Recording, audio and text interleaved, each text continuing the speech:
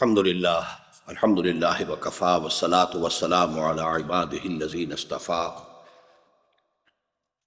خصوصاً علی افضلهم وخاتم النبیین محمد الامین وعلی آلہ وصحبہ اجمعین اما بعد فاعوذ باللہ من الشیطان الرجیم بسم اللہ الرحمن الرحیم رب اشرح لی صدری ویسر لی امری واحلل عقدۃ من لسانی یفقہوا قولی آمین یا رب العالمین۔ یہ جو کتاب آپ کے ہاتھوں میں ہے دعوت رجوع الی القرآن کا منظر اور پس منظر، اگرچہ اس کا جو پہلا باب ہے ہمیں پہلے اسی ترتیب کو ملحوظ رکھتے ہوئے اسے پڑھنا چاہیے تھا، لیکن چونکہ اس مرتبہ میں نے مسلمانوں پر قرآن مجید کے حقوق نامی کتابچے کا مطالعہ پہلے کرایا ہے، تو اس کی مناسبت سے میں یہ سمجھتا ہوں کہ یہ چھوٹا سا مضمون بھی اس کے ساتھ ہی ہم پڑھ لیں، تو گویا کہ بہت سی چیزیں کہ جو ابھی ذہنوں میں تازہ ہیں ان کے حوالے سے اس مضمون کو سمجھنا آسان ہو جائے گا۔ اس کا جو ٹائٹل ہے قرآن حکیم قرن اول میں اور اس کے بعد، یہ اصل میں یہ ٹائٹل ہے اس کتاب کے پہلے حصے کا، دوسرے حصے کا، اور اس میں بدء الاسلام میں اسلام کی دو عظیم ترین حقیقتیں قرآن حکیم اور جہاد فی سبیل اللہ، یہ گویا کہ اس کا ایسنس ہے، اس کا تھیم ہے۔ بدء الاسلام یعنی اسلام کی ابتدا میں، اور یہاں اسلام سے مراد جی پیج آپ یہ نکال لیجئے 80، بلکہ آپ 81 سے مضمون تو شروع ہوگا، یہ اس سے ایک صفحہ پہلے ہے، تو 79 سمجھیے، یہاں باب اول لکھا ہوا ہے۔ بدء کہتے ہیں شروع کو، اسی سے لفظ ابتدا بنا ہے، بدء سے باب افتعال ابتدا، بدء الاسلام اسلام کا آغاز۔ تو اگرچہ ایک اعتبار سے تو ہمیں کہنا چاہیے، اور صحیح بات یہ ہے کہ اسلام کا آغاز تو حضرت آدم سے ہوا ہے علیہ الصلاۃ والسلام، ان هذه امتکم امۃ واحدہ وانا ربکم فاعبدون، تمام انبیاء کرام ایک ہی امت ہے، ایک ہی دین ان کا اسلام تھا، لیکن یہاں اسلام سے مراد ہے اس اسلام کا وہ دور کہ جس کا آغاز ہوا محمد رسول اللہ صلی اللہ علیہ وسلم سے۔ تو اس اسلام کے آغاز میں سب سے نمایاں حقیقتیں دو تھیں، قرآن حکیم اور جہاد فی سبیل اللہ، لیکن اس کے بعد ایسا ہوا کہ یہ دونوں حقیقتیں کچھ پس منظر میں چلی گئیں، کچھ دوسری حقیقتیں سامنے آئیں۔ اب مثال کے طور پر ہماری ان گفتگوؤں میں کئی مرتبہ علامہ اقبال کا وہ شعر زیر بحث آیا ہوگا کہ وہ زمانے میں معزز تھے مسلمان ہو کر اور تم خوار ہوئے تارک قرآن ہو کر۔ تو سوال یہ کہ تارک قرآن کیوں ہوئے؟ ہر چیز کا کوئی سبب ہوتا، بغیر کسی سبب کے تو کوئی شے وجود میں نہیں آتی۔ محمد رسول اللہ صلی اللہ علیہ وسلم نہایت تاکیداً قرآن حوالے کر کے گئے تھے امت کے، چنانچہ خطبہ حجۃ الوداع کا یہ آخری جملہ ہے، قد ترکت فیکم ما ان اعتصمتم بہ لن تضلوا ابدا، کتاب اللہ۔ دیکھو میں تو جا رہا ہوں، اس لیے کہ آپ نے شروع ہی میں کہہ دیا تھا کہ شاید دوبارہ اس مقام پر ملاقات نہ ہو، تو گویا کہ الوداعی خطبہ ہے، اس لیے خطبہ حجۃ الوداع کہتے ہیں اس کو۔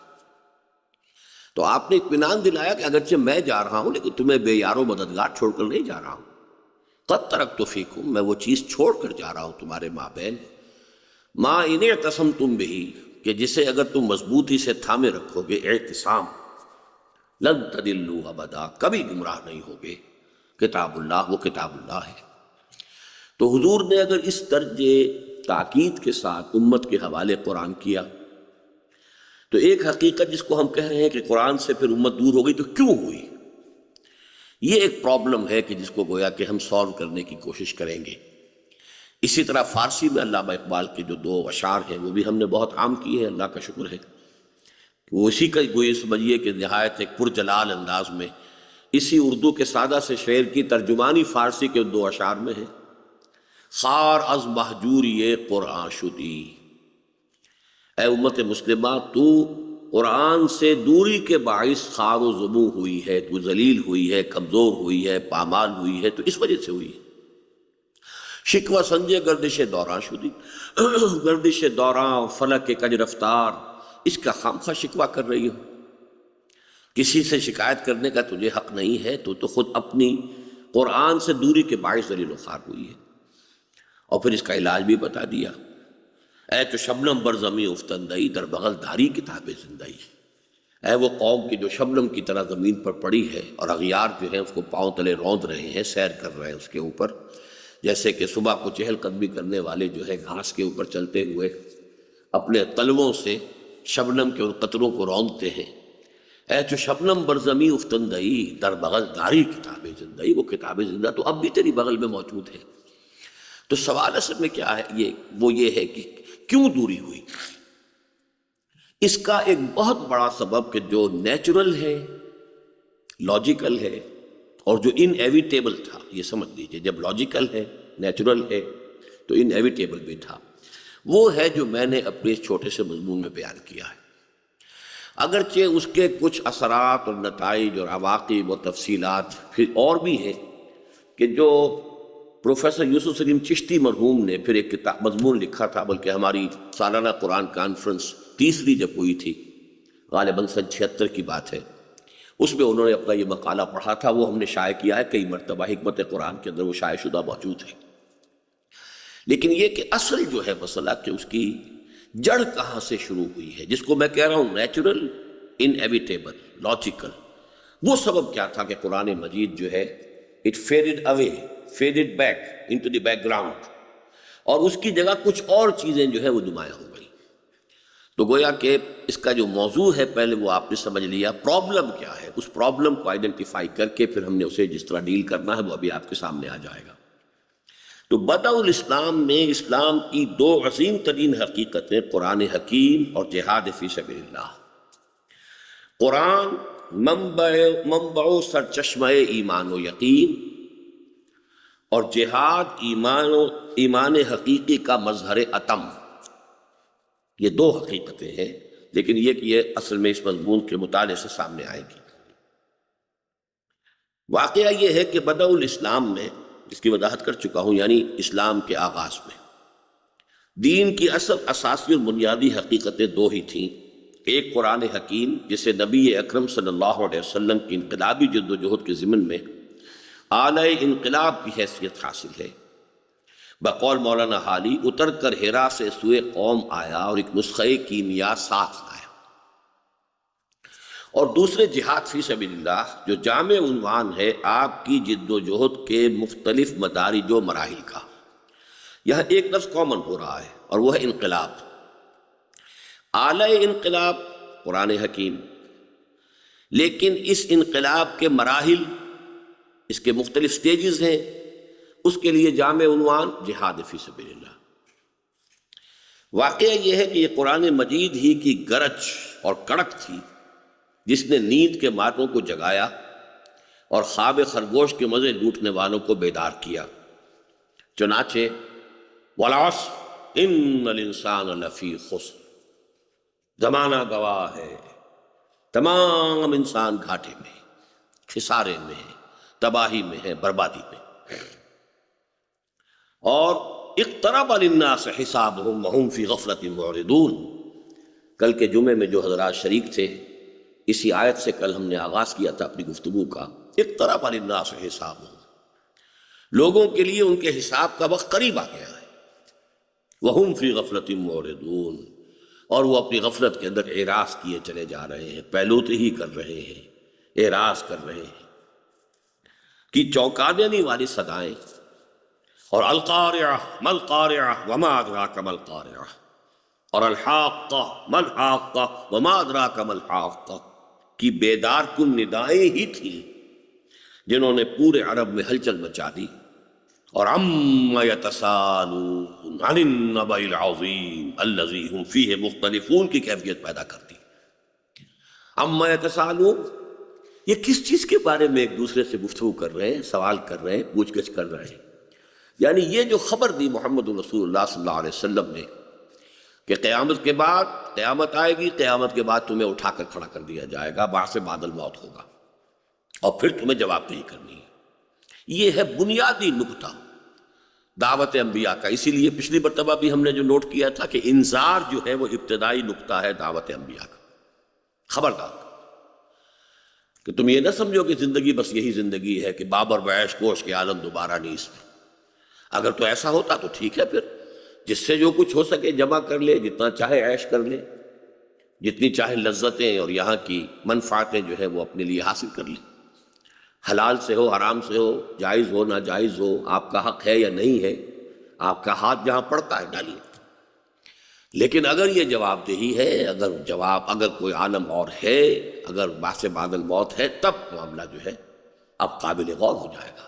پھر تو انسان کو جو ہے ایک ایک قدم پھونک کر اٹھانا پڑے گا، اور ایک ایک لفظ زبان سے پہلے اسے اچھی طرح تول کر نکالنا ہو۔ تو کروشل پوائنٹ یہی ہے۔ چنانچہ اولین آیات، اولین صورت قرآن مجید کی اصل میں ایمان بالآخرہ، بعث بعد الموت، جنت اور دوزخ، ابدی زندگی، اس کے کیفیات، اس کے احوال، انہی پر مشتمل ہے۔ تو عما یتساءلون ایک ہلچل سی پیدا ہوئی، کیا بات کہہ رہے ہیں محمد صلی اللہ علیہ وسلم؟ عما یتساءلون، تو جو اب معاشرے کے اندر اس سے ایک عام جو ہے گفتگو چھڑ گئی، اس کی عکاسی ہے اس میں۔ عما یتساءلون، یہ کس چیز کے بارے میں ایک دوسرے سے گفتگو کر رہے ہیں، چہمے گوئیاں ہو رہی ہیں۔ یا تساءلون جو ہے اس کا صحیح ترین ترجمہ ہوگا چہمے گوئی، اس لیے کہ سوال کرنا، سآل یسألو، اور اس سے پھر باب افتعال بن جائے گا، یتساءل، تساؤل، تفاعل بنے گا، باب تفاعل، کہ بہت ہی کثرت سے سوال کرنا۔ تو چہمے گوئی ہو رہی ہے، چہمے گوئیاں ہو رہی ہیں۔ عما یتساءلون، کس چیز کے بارے میں چہمے گوئیاں ہو رہی ہیں؟ چہمے گوئی یہ کیا ہے؟ اردو میں ہم بہت بولتے ہیں اس لفظ کو، کبھی آپ نے اس کو اینالائز کیا؟ چہ کیا، میں گوئی تو کہتا ہے، تو کیا کہہ رہا ہے؟ چہ میں گوئی۔ اب یہ ایک محاورہ بن گیا، چہ میں گوئی ہو رہی ہے، چہ میں گوئی ہو رہی ہے، لیکن یہ فارسی کے جو 3 الفاظ سے مل کر بنا ہے۔ چہ یعنی کیا، میں گوئی تم کہتے ہو، یعنی تمہارا کیا خیال ہے اس معاملے میں؟ محمد نے یہ کہا ہے صلی اللہ علیہ وسلم، عن النبأ العظیم، اس بڑی خبر کے بارے میں، الذی ہم فیہ مختلفون، کہ جس کے بارے میں اب یہ اختلاف میں مبتلا ہو گئے۔ کوئی کہتا کہ نہیں کیسے ہو سکتا ہے، ہمارے آباء و اجداد جن کی ہڈیاں بھی گل سڑ گئیں، اب ان کی تو ہڈیاں بھی موجود نہیں ہیں، کیا دوبارہ وہ بھی اٹھا لیے جائیں گے؟ اوا آباؤنا الاولون، کیا ہمارے اگلے آباء و اجداد بھی اٹھا لیے جائیں گے؟ اذا کنا عظاما نخرہ، کیا جب کہ ہماری گلی سڑی ہڈیاں رہ جائیں گی پھر اٹھا لیے جائیں گے؟ کیسے ہو سکتا ہے؟ ہاتھ لما توعدون، نہیں، انہونی بات ہے، بالکل انہونی بات ہے، بڑی دور کی بات ہے۔ یہ کہاں کی کوڑی لائے ہیں محمد صلی اللہ علیہ وسلم، کیا بات کر رہے ہیں؟ یہ ہے وہ کیفیت جس کا میں نے نقشہ جو ہے آپ کے سامنے کھینچا تفصیل سے، وہاں سے ہم آغاز کر رہے ہیں۔ بقول مولانا حالی، وہ بجلی کا کڑکا تھا یا صوت ہادی کے عرب کی زمین جس نے ساری ہلا دی۔ ایک ہلچل، ایک چہمے گوئی، ایک باہمی گفتگو کا موضوع بن گیا۔ پھر اسی کی آیات بینات تھیں، جنہوں نے هو الذی ينزل علی عبدہ آیات بینات لیخرجکم من الظلمات الی النور، یہ سورۃ الحدید کی آیت ہے جو آپ کے مطالعہ قرآن حکیم کے منتخب نصاب کا آخری سبق ہے، یہ کلائمیکس ہے اس منتخب نصاب کا، اس کی یہ آیت نمبر 9۔ وہی ہے اللہ جو نازل فرما رہا ہے اپنے بندے پر آیات بینات، نہایت روشن آیات، لیخرجکم، تاکہ نکالے تمہیں، من الظلمات، اندھیروں سے، ظلمت اندھیرا، اندھیروں سے، الی النور، نور کی طرف۔ گویا کہ قرآن مجید کا بیسک فنکشن کیا ہے؟ انسان کو اندھیروں سے روشنی میں لانا۔ ایک بات تو یہ نوٹ کر لیجئے، اور یہ ہمیشہ بھی آپ چونکہ سورہ نور کا شاید درس بھی سن رہے ہیں، اس میں بھی یہ نقطہ واضح ہوا ہے، شاید پڑھ چکے ہوں یا سن چکے ہوں، قرآن نور کو ہمیشہ واحد استعمال کرتا ہے، کہیں انوار کا لفظ نہیں آیا، اور ظلمات ہمیشہ جمع میں آئیں گی، ظلمت، ظلمات۔ اس کی وجہ کیا ہے؟ ایبسلیوٹ لائٹ، اس کا ایک تصور آپ کر سکتے ہیں، اس سے جہاں بھی ایک کمی پیدا ہونی شروع ہوگی، یہ گویا کہ اب شیڈز آف ڈارکنس ہے، کہیں وہ شیڈ آف ڈارکنس ابھی بڑا ہلکا سا ہے، اور پیچھے ہٹیں گے اور گہرا ہو جائے گا، اور پیچھے ہٹیں گے اور گہرا ہو جائے گا، اور دور ہوں گے اور گہرا ہو جائے گا۔ تو لائٹ ایک حقیقت ہے، دی ایبسولوٹ لائٹ، لیکن جتنی جتنی اس سے پسپائی ہوگی، these are all shades of darkness. ہم یہ بھی کہہ سکتے ہیں کہ ڈارکنیس ایک حقیقت ہے، ایبسولوٹ ڈارکنیس، اس میں جتنی جتنی روشنی ہوگی گویا کہ یہ شیڈز آف لائٹ ہیں، یہ درجات ہیں روشنی کے۔ لیکن قرآن کا اپنا اسلوب ہے، اس نے نور کو ہمیشہ ایک کہا ہے، اور اس کی ایک بڑی مناسبت ہے، اللہ نور السماوات والارض۔ تو جو توحیدی تصور ہے، جب کسی بھی درجے میں خود ذات باری تعالیٰ کو یا اس پر ایمان کو اگر نور سے تعبیر کیا جا رہا ہے تو اس کو ہمیشہ واحد ہی کے صیغے میں قرآن لایا ہے۔ یہ اس کے اپنے اسلوب اور اپنے بنیادی عقیدے کے عین مطابق ہے۔ نور واحد، اور اب گمراہیوں کی بے شمار شکلیں۔ شرک ایک قسم کا ہے، شرک فی الذات ہے، شرک فی الصفات ہے، شرک فی الحقوق ہے، شرک خفی ہے، شرک جلی ہے، کفر ہے، الحاد ہے، مادہ پرستی ہے، لا ادریت ہے۔ یہ ساری چیزیں جو لا ادریت، ایگنوسٹسزم، ہمارے ہاں فلاسفہ کا ایک اسکول آف تھاٹ یہ ہے، ایگنوسٹسزم، کہ ہم کچھ نہیں جان سکتے، اس کائنات کی حقیقت کو ہم نہیں سمجھ سکتے۔ اسکیپٹسزم، ارتیابیت، کہ بس جو کچھ ہے کچھ شک سا تو ہوتا ہے، باقی حقیقت تو اب جیسا کہ انبیاء کا معاملہ تھا وہ تو کہتے تھے ایسا حق ہے۔ کسی فلسفی کے کلام میں اور کسی فلسفے کی کسی تصنیف میں آپ کو یہ زور نہیں مل سکتا کہ ذالک الکتاب لا ریب فیہ، یہ کتاب تو وہ ہے جس میں شک و شبے کی گنجائش ہی نہیں۔ بڑے سے بڑا فلسفی کہے گا مجھے یوں خیال ہوتا ہے، مجھے یوں سمجھ میں آتا ہے، یہ بات یوں محسوس کی ہے۔ اب ہمارے ہاں بڑی مثال علامہ اقبال کی ہے۔ علامہ اقبال اپنے ریکنسٹرکشن والے لیکچرز کے پریفیس میں لکھتے ہیں کہ میں یہ نہیں کہہ سکتا کہ جو کچھ میں نے ان خطبات میں کہا ہے بس وہی ٹھیک ہے، بس ضرورت اس بات کی ہے کہ ہم ان خطوط پر آگے بڑھتے رہیں، طالب علمانہ ایٹیٹیوڈ برقرار رکھیں۔ ہو سکتا ہے کہ بعد میں جیسے جیسے وقت گزرے اور صحیح تر حقائق سامنے آئے، یہ ہے ان کی وہ ہیوملٹی کہہ لیں اسے۔ لیکن یہ ہیوملٹی جو ہے یہ آپ کو ہر بڑے فلسفی میں ملے گی۔ I can't be sure۔ نبی کا معاملہ بالکل مختلف ہوتا ہے، وہ جو کہتا ہے پیغمبر ہر چیز دیدہ گویت، اس کے لیے چونکہ اپنے مشاہدے پر مبنی ہے، لہذا ارتیابیت اور ایگنوسٹسزم، لا ادریت، لا ادری اصل میں کہتے ہیں میں نہیں جانتا، یہ تو عربی کا لفظ ہے لا ادری، یہ ہے ایگنوسٹسزم۔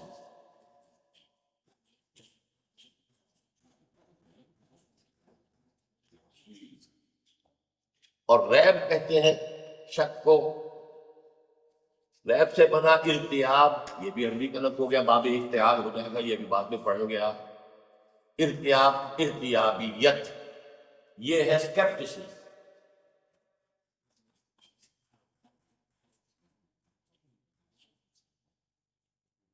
Maybe it is so, maybe it is not so۔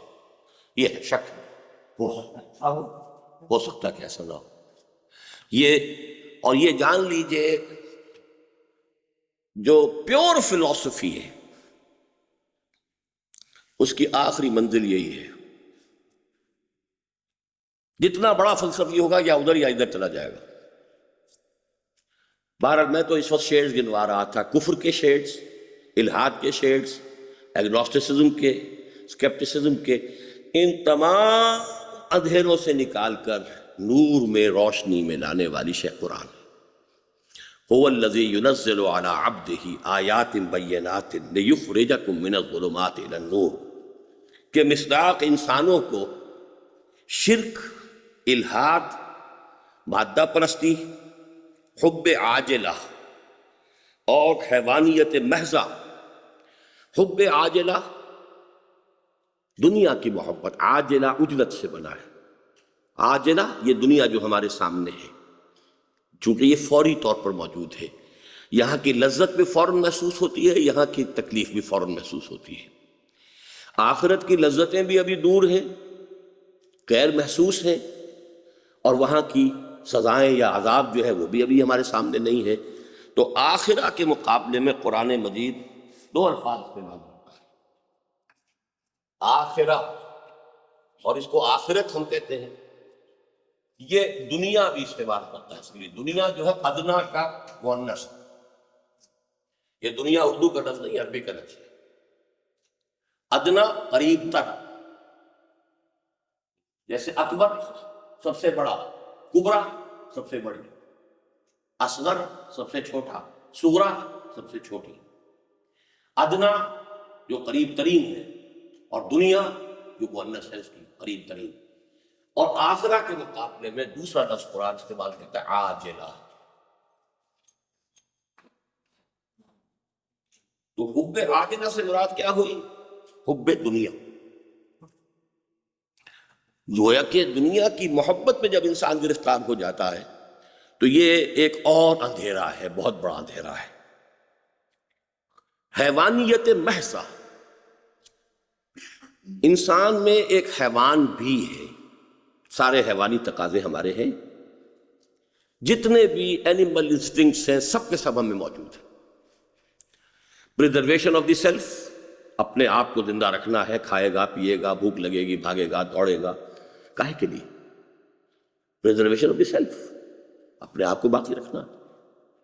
Preservation of the species, نسل کو باقی رکھنا ہے. اس کے لیے جنسی تقاضا ہے. اب اس کے لیے شادی کر رہے ہیں، گھر بسا رہے ہیں، اپنے اوپر کتنی مصیبت جھیل رہے ہیں. کہاں ایک پیٹ کا بھرنا کام 10 پیٹوں کو بھرنے کے لیے تیار ہو رہا ہے.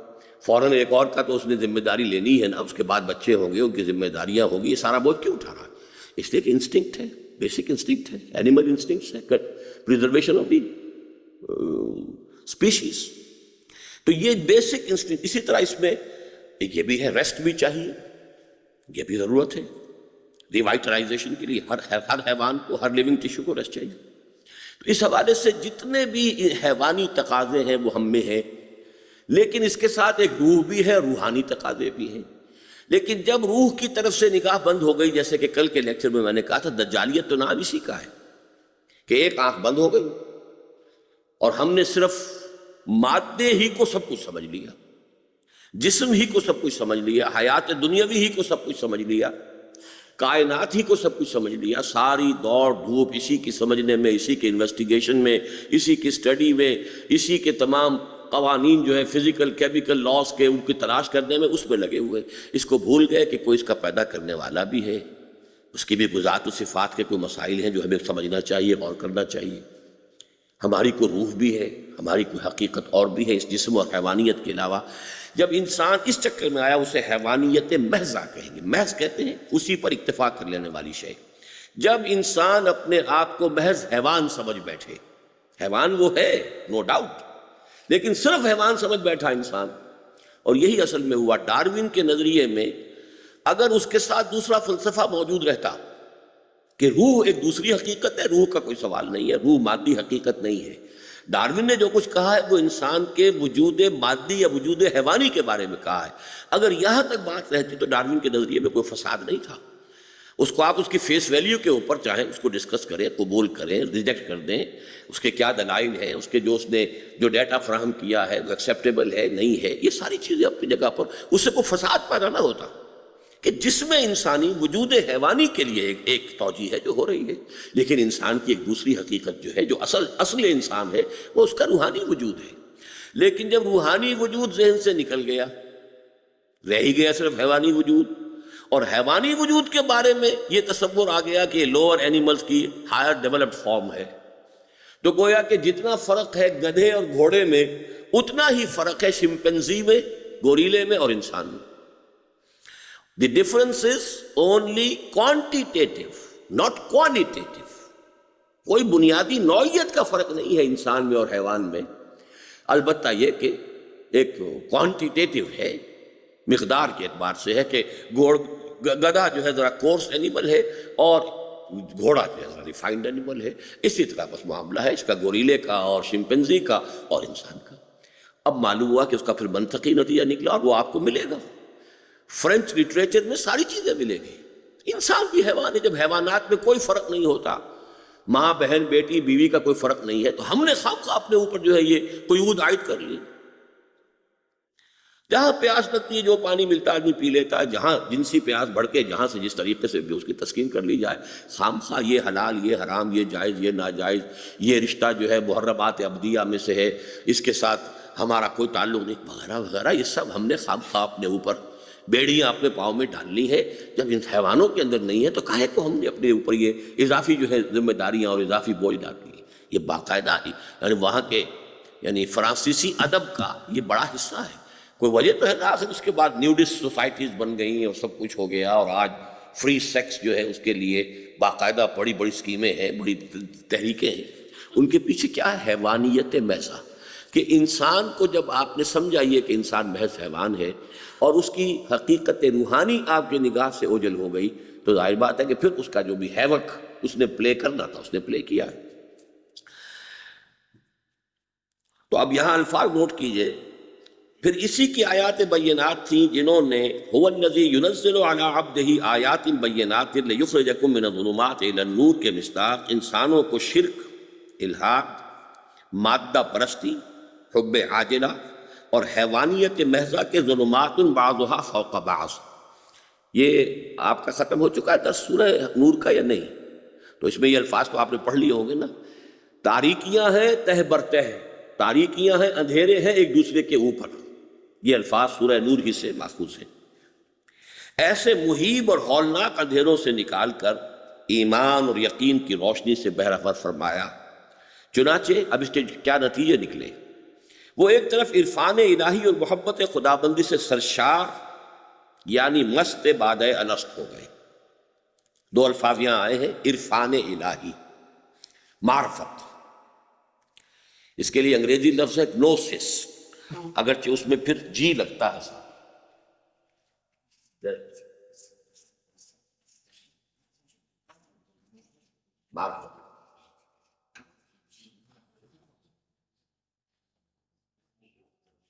معرفت الہی،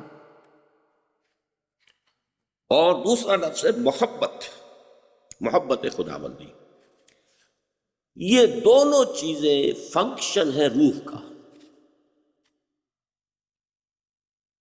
عقل حیوانی تو یہاں تک پہنچا دے گی کہ کوئی ہے اور ایک ہے، بس جو آپ پڑھ چکے ہیں آیات، ان فی خلق السماوات والارض واختلاف اللیل والنہار لآیات لأولی الالباب۔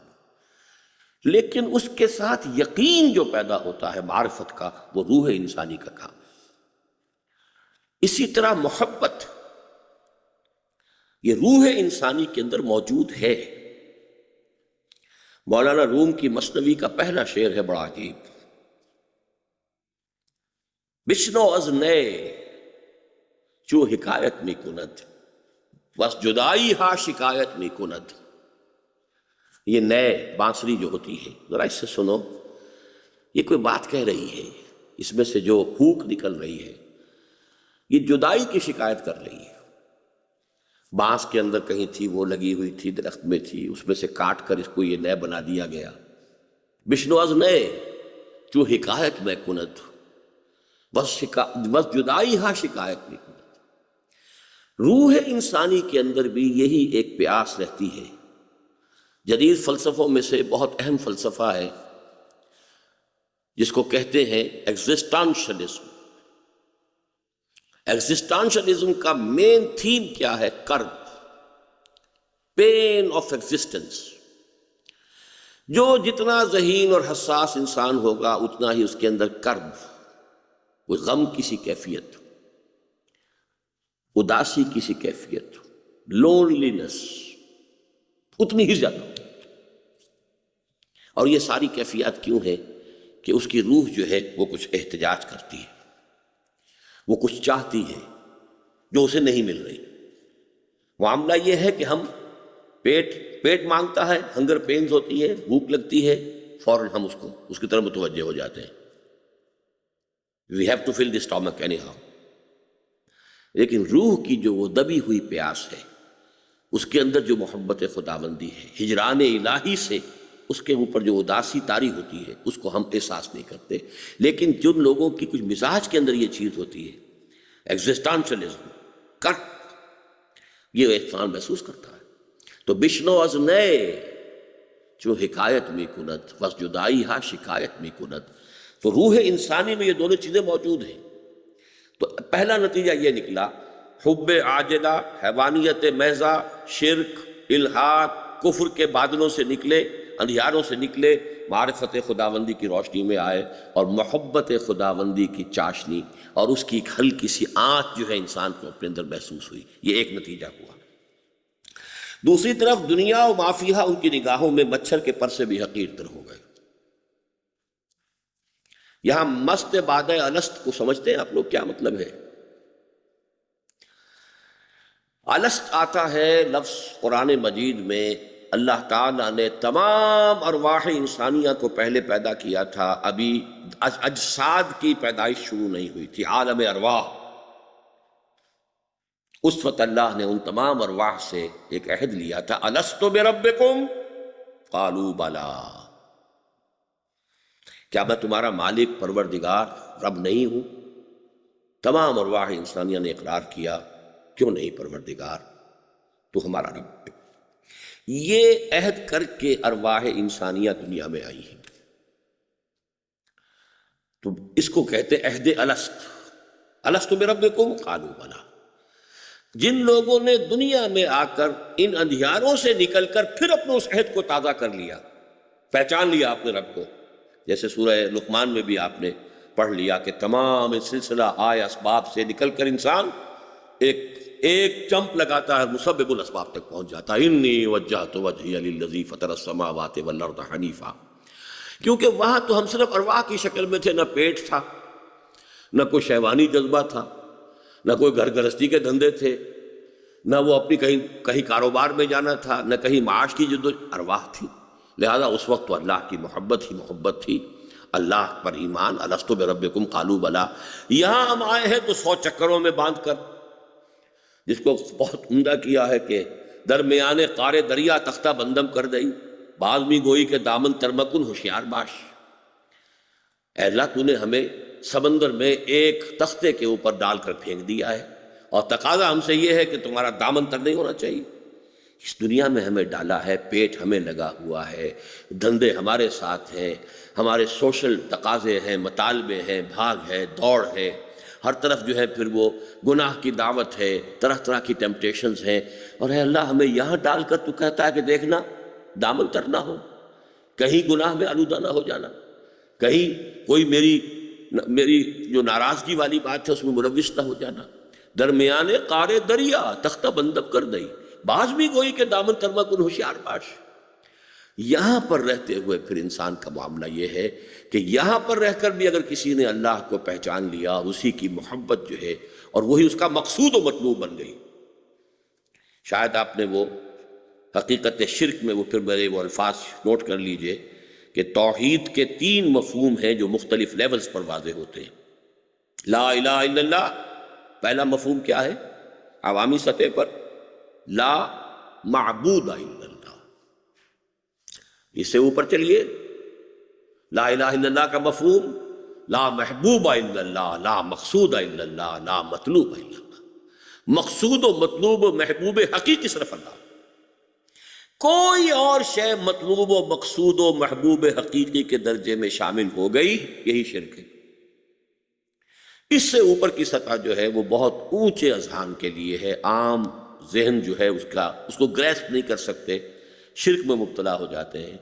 وہ پھر ہے وہ وحدت الوجود، آخری سطح ہے لا الہ الا اللہ، لا موجود الا اللہ. موجود بھی صرف وہی ہے، باقی سب سراب ہے، دھوکہ ہے، یہ سب ٹرانزینٹ جیسے کہ شیڈز ہوتے ہیں، نتھنگ ایلس. یہ لیکن وہ اس میں ذرا پاؤں پھسلے تو انسان چلا جاتا ہے پھر پینتھیزم میں، جو بدترین شرک ہے. یہ پوری بحث آپ سن چکے ہیں اس میں. لیکن یہ کہ بہرحال اس کا درمیانی درجہ جو ہے جو سب کے لیے ہونا چاہیے، ہر شخص کے لیے، جو ایمان کا اصل جوہر ہے کہ والذین آمنوا اشد حبا للہ. شدید ترین محبت اگر اللہ کی ہے تو ایمان ہے اور توحید ہے.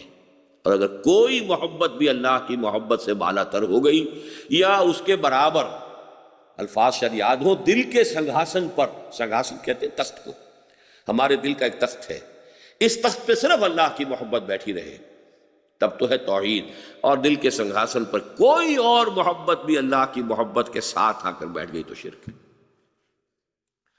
تو یہ ہے معرفت الہی اور محبت الہی، اور جب یہ چیزیں ہوتی ہیں تو گویا کہ مست بادائے الست ہو گئے، وہی جو معاملہ ہمارا عالم ارواح میں تھا در حقیقت اسی کو تو ہم نے حاصل کرنا ہے کہ اس دنیا میں رہتے ہوئے مادی غلافوں میں لپٹے ہوئے طرح طرح کے مسائل سے دوچار ہو کر بھی ہم عہد الست کو نبھاتے رہیں کہ وہی رب ہمارا ہے۔ دوسری طرف اب اس ایمان کا دوسرا نتیجہ کیا ہے؟ دوسری طرف دنیا و ما فیہا ان کی نگاہوں میں مچھر کے پر سے بھی حقیر تر ہو گئے۔ یہ ایک حدیث ہے، اصل میں اس کی طرف اشارہ ہے، یہاں پر اس کا حوالہ تو نہیں ہے، اشارہ ہے۔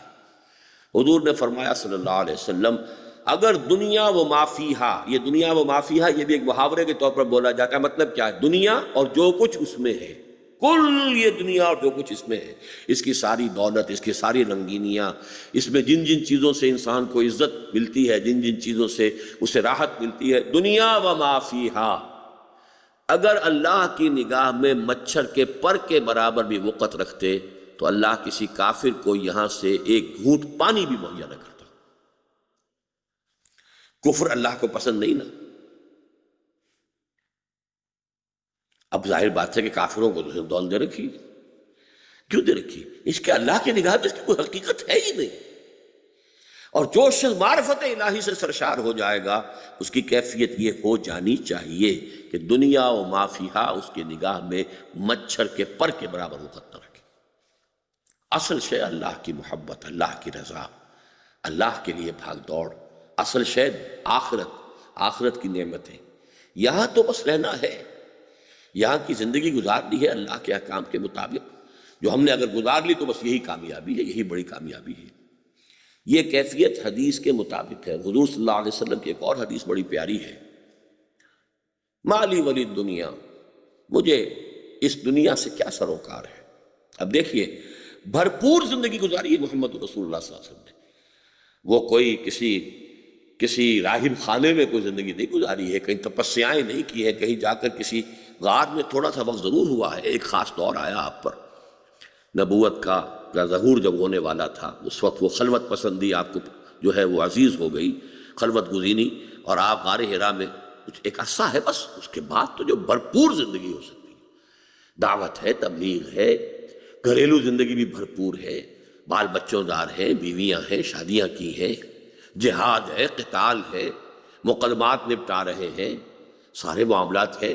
وہ مسجد نبوی کے، بلکہ میں تو کبھی کبھی حیران ہوا کرتا ہوں کہ ہمارے ہاں ذرا کوئی بڑی مسجد ہو، اس کے خطیب صاحب کوئی اور ہوتے ہیں، ان خطیب صاحب سے یہ آپ یہ توقع نہیں کر سکتے کہ وہ 5 وقتہ نماز بھی پڑھائیں، وہ تو خطیب ہیں۔ پھر نمازوں میں بھی 5 وقت کی نماز، وہ 2 وقت کی نماز کوئی پڑھاتا ہے، کوئی اور وضو کی نمازیں کوئی اور پڑھاتا ہے، 5 وقت کی نماز پڑھانا یہ بھی گویا کہ بڑا مشکل کام ہے۔ پھر صوفی حضرات کا کام تو ہے ہی نہیں کہ وہ نماز پڑھائیں، یہ تو درویش ہیں، ولی اللہ ہے، وہ تو نماز پڑھاتے نہیں۔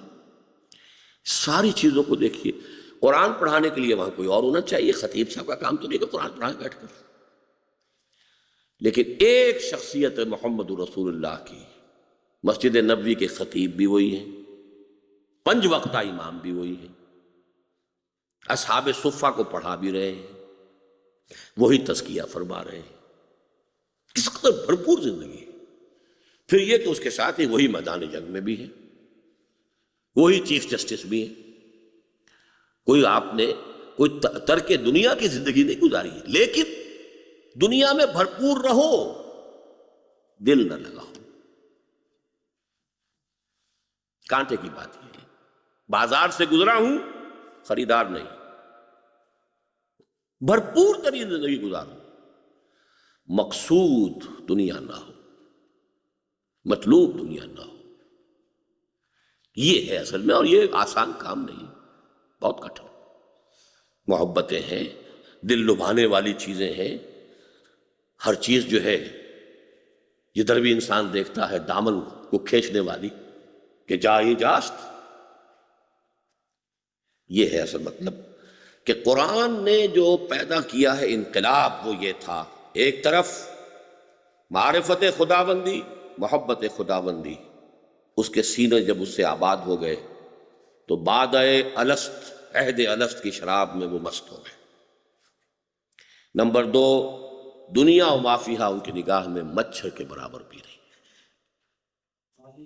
جی، مالی ولی دنیا، مالی ولی دنیا، کیا مجھے اور اس دنیا سے کیا سروکار۔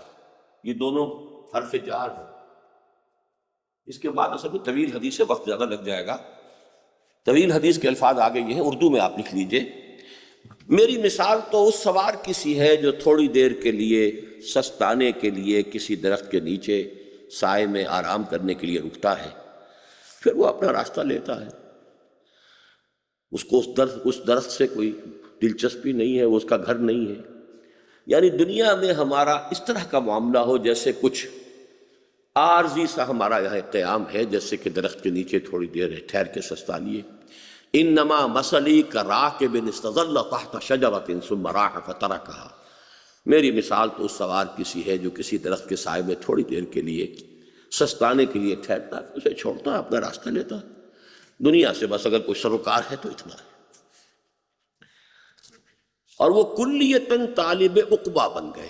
اب دیکھیے، عقبہ یہ دنیا جیسے آخرہ ہے، ایسے ہی عقبہ کا لفظ اس کے مخالف آئے گا، عاقبت، الہی عاقبت۔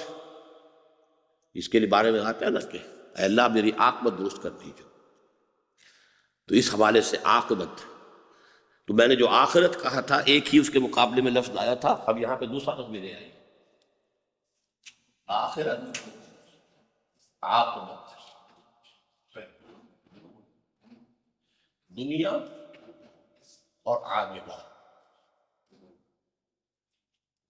طالب عقبہ یعنی طلب ہو دو چیزوں کی، اللہ کی رضا اور عاقبت کی فلاح۔ الہی عاقبت محمود گرداں، لفظ یاد نہیں آ رہا تھا، آپ پیارا ہے یہ، اس کو تو کبھی آپ اپنی دعاؤں میں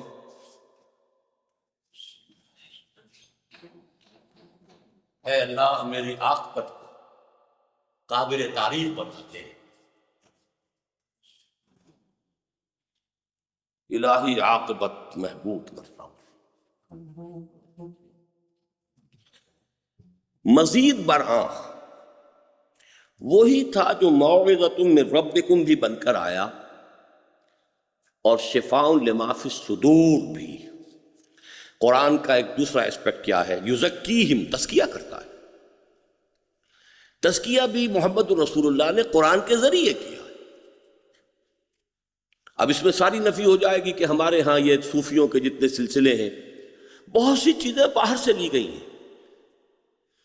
کوئی نو افلاطونی فلسفے آ گئے، کوئی ہندوؤں کی تپسیاؤں کے کس طرح وہ بیٹھتے ہیں، بیٹھ کر وہ خاص آسن بنا کر دھیان کرتے ہیں، ہمارے ہاں بھی وہ خاص اس کے لیے اس طرح بیٹھو اور اس طرح گردن جھکاؤ اور یوں ہی کرو اور اس طرح کی ضرب لگاؤ۔ نہ حدیث سے کوئی تعلق، نہ قرآن سے کوئی تعلق، نہ سیرت سے کوئی تعلق، نہ صحابہ سے کوئی تعلق۔ یہ ساری چیزیں کہاں سے آئیں گی؟ اور جب دیکھو گے تو ایک روشنی ایسی نظر آئے گی، ایک پیلی آئے گی، ایک نیلی آئے گی، نفس کا رنگ ایسا ہے، فلاں کا، کہاں سے لیا ہے؟ نہ قرآن سے نہ سنت سے، یہ تو آیا ہے تو آپ کے ہندو فلسفوں سے آیا۔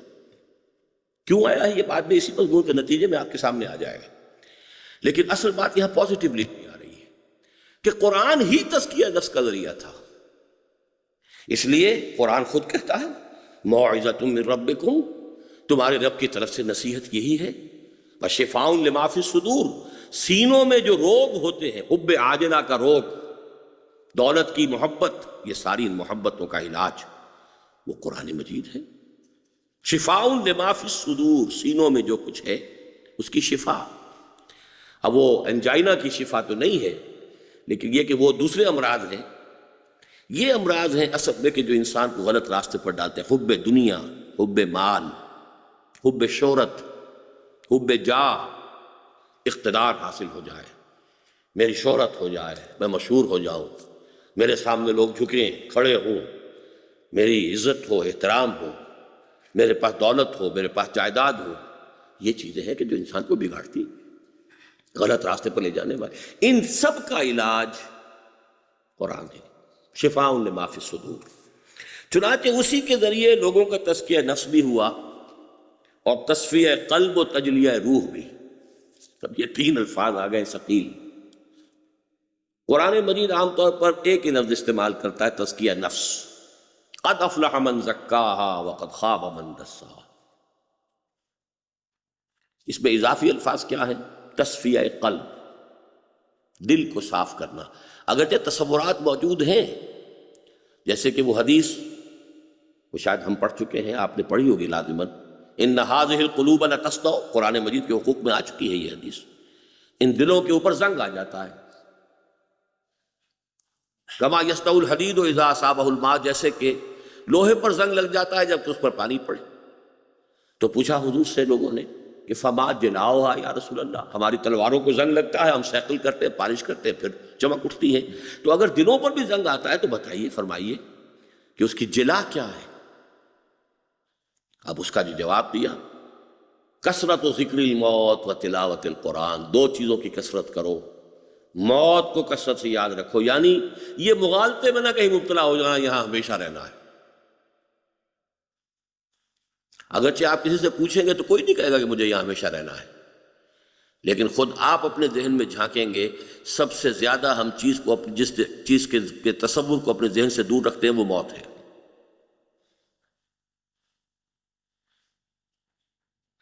اسے ہم سمجھتے ہیں اور مرتے ہیں. چاہے کسی کو کندھے پہ اٹھا کے لے گئے، ابھی دفن کر کے آئے ہیں، اس وقت بھی تھوڑی دیر کے لیے تو آدمی کے کچھ احساس میں اور اس کے اعصاب میں کوئی ارتعاش سا ہوتا ہے، کچھ جھنجھناہٹ سی پیدا ہوتی ہے کہ بھائی منزل تو یہی ہے، یہیں آنا. واپس آئے اور پھر وہ بال بچے اور دنیا کے دھندے اور دکان اور ڈاکٹر صاحب بیٹھے ہوئے تو مطب اور آپریشن تھیٹر اور یہ اور وہ سب چیزیں وہی کی وہی ہے. اسی میں آدمی ایسا گم ہوتا ہے. جو علامہ اقبال نے کہا ہے کہ کافر کی یہ پہچان کہ آفاق میں گم ہے، اور مومن کی یہ پہچان کہ گم اس میں ہے آفاق. وہ رہتا ہے دنیا میں لیکن اس سے بلند رہتا ہے. دنیا اس کے گویا کہ اس کے اندر گم ہو کر رہ جاتی ہے. وہ دنیا اس کو اپنے اندر گم نہیں کر سکتی. کافر کی یہ پہچان کہ آفاق میں گم ہے، اور مومن کی یہ پہچان کہ گم اس میں ہے آفاق.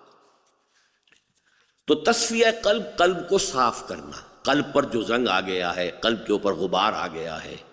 اسی لیے ہمارے اردو میں بھی فارسی میں بھی آئینہ قلب، دل کو ایک آئینے سے تشبیہ دی گئی ہے. اور ابھی آپ پڑھ چکے ہیں سورہ نور میں، مثل نورہ کمشکات فیہا مصباح، المصباح فی زجاجہ. ایک شیشہ ہے، اس شیشے کے اندر وہ جو دیا ہے وہ شیشے میں رکھا ہوا ہے. وہ آئینہ قلب ہے. اس کے اندر وہ روح ہے. اس روح میں وہ معرفت خداوندی اور محبت خداوندی موجود ہے.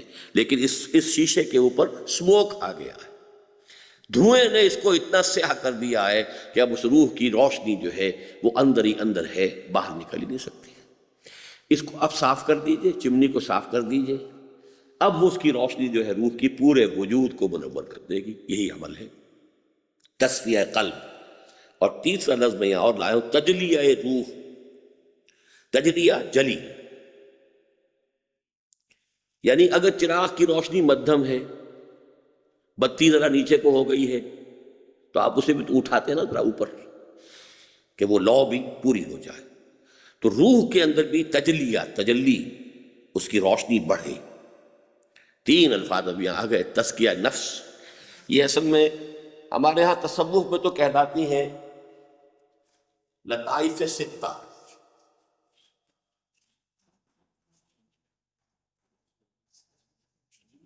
میں ان کا قائل نہیں ہوں، میں لطائف ثلاثہ کا قائل.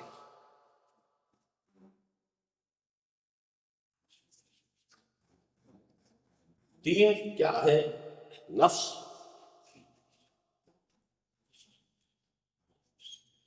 قلب، روح. اور عجیب بات یہ ہے، اور یہ انشاءاللہ ایک اور مضمون جب ہم پڑھیں گے تو زیادہ تفصیلی بحث ہوگی. میں فرائڈ کا بہت قائل ہوں of his equity of vision. Observation, equity of observation.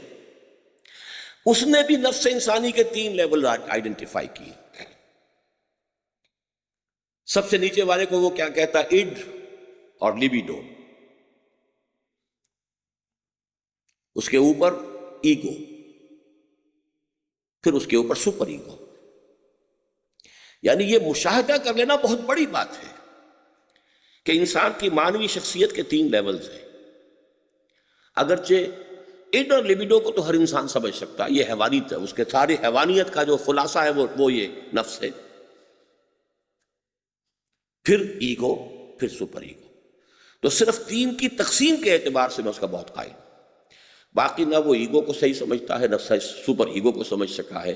Super ego جس شے کا نام اس نے قرار دیا وہ بالکل اس کا دھوکہ اور فریب ہے. اب اس کی تفسیر میں نہیں جاؤں گا. وہ روح انسانی ہے. یہ جو قلب ہے اس کے اوپر دونوں دباؤ پڑتے ہیں.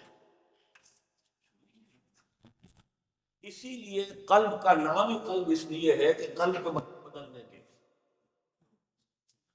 قلب ماہیت کسی شے کی اصل حقیقت کا ایسنشل چینج اگر ہو تو قلب ماہیت. اور دل بیچاری وہ شے ہے ہمارے جسم کا، وہ عضو ہے جسے کسی کل چین نہیں ہے. یہ یا سکڑ رہا ہے یا جو ہے سکڑ رہا ہے، پھیل رہا ہے، سکڑ رہا ہے، پھیل رہا ہے، سکڑ. باقی ہر ٹیشو جو ہے وہ ہمارا آرگن، ٹیشو تو خیر اس کا بھی ہے کہ جو ریسٹ کرتا ہے، لیکن یہ کہ آرگن، ہر آرگن کے لیے ریسٹ ہے ایکسپٹ ہارٹ. اور یہ ایک حالت میں رہتا ہی نہیں. ابھی وہ پھیل رہا ہے، پھر سکڑ رہا ہے، پھر پھیل رہا ہے، پھر سکڑ رہا ہے. قلب کو کہتے اس لیے قلب ہے. قلب کے معنی تبدیلی، اسی سے لفظ انقلاب بنا. اب یہ ساری جو ہے ابھی آپ یہاں سے باب انفعال کیا ہو گیا؟ انقلاب، تبدیل ہو جانا. قلب پر ایک طرف تو دباؤ آ رہا ہے نفس کا، ایک طرف آ رہا ہے روح کا. کبھی ہمارا قلب کیا ہے، کبھی نیکی کبھی بدی، اکثر و بیشتر. کبھی دل کا رجحان ادھر ہو گیا، نفس نے قابو کر دیا تو ہم بدی کی طرف راغب ہو گئے. کبھی ہوش آیا، روح نے کچھ کھینچا اپنی طرف تو کسی نیکی کی طرف راغب ہو گئے. نفس مطمئنہ وہ ہوتا ہے کہ جو نفس کے اوپر تو پوری طرح قابو کر لے اور پوری توجہ روح کی طرف ہو جائے. یا ایتھا النفس المطمئنہ ارجعی الی ربک راضیۃ مرضیہ. اے نفس مطمئنہ، یہ سب سے اونچا مقام ہے. اسٹیبلٹی کہ قلب کلیتاً متوجہ ہے روح کی طرف، روح کے انوار سے منور ہو کر پورے وجود کو اس نے اپنے قابو میں لیا ہوا ہے، گورن کر ہوا ہے. The animal existence is controlled by that super ego now, and that is root. یہ ہارٹ ہی ہے، اسی سے منسلک ہے روح. دیکھیے ہر شے کی ایک حقیقت ہے. ہمارے پورے وجود میں جان ہے، کہاں ہے کچھ پتہ نہیں. اس لیے یوں سمجھ لیجئے کہ قلب ہی میں روح ہے، روح کا مسکن قلب ہے. یہاں تو میں نے اسے علیحدہ لکھا نا. اب یوں سمجھیے کہ اس کو اگر ہم زیادہ صحیح اس کو کریں گے تو یہ ہے، یہ روح ہے، یہ قلب ہے، اور یہ پھر پورا ہوتا ہے باقی وجود ہے. یہ بھی دو، اس کو وہی ہو گیا رہا، اس کو سپر ہو گیا. اگر اس ان اور لبڈو کا قلب اس کے اوپر ہو گیا ہے تو پورے قلب کے اوپر سیاہی آ جائے.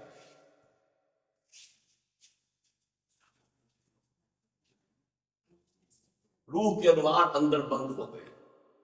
اسی لیے میں کہا کرتا ہوں کہ پھر انسان چلتا پھرتا مقبرہ یا تعزیہ بن جاتا ہے.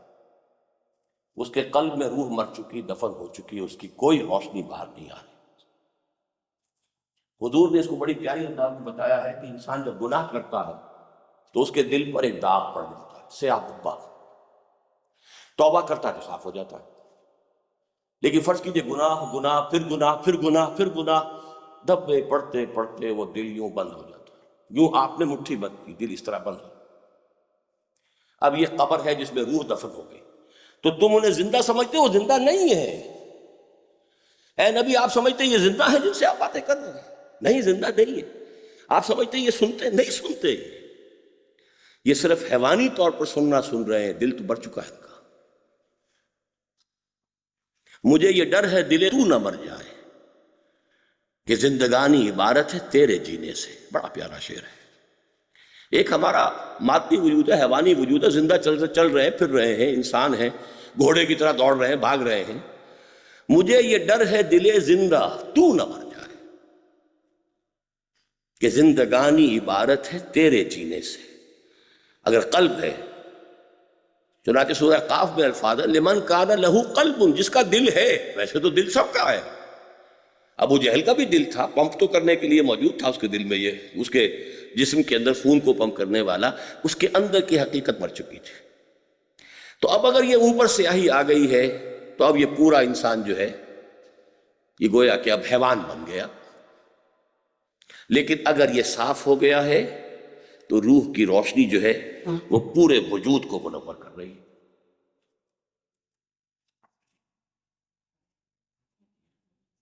یہ جب روح انسانی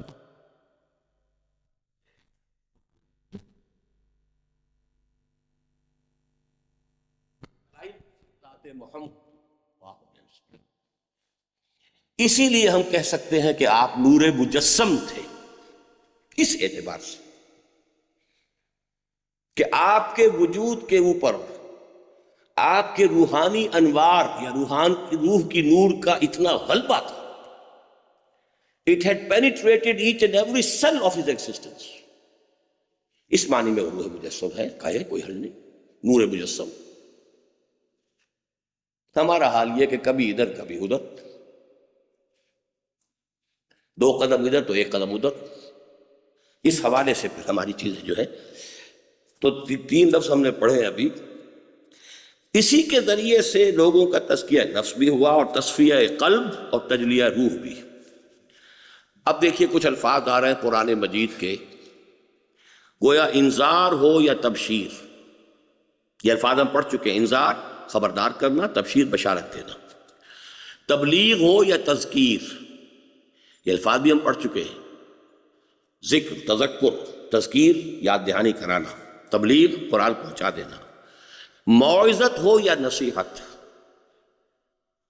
تعلیم ہو یا تربیت، تزکیہ ہو یا تصفیہ، تجلیہ ہو یا تنویر. تنویر بھی نور سے بنے گا، باب تفعیل، منور کرنا.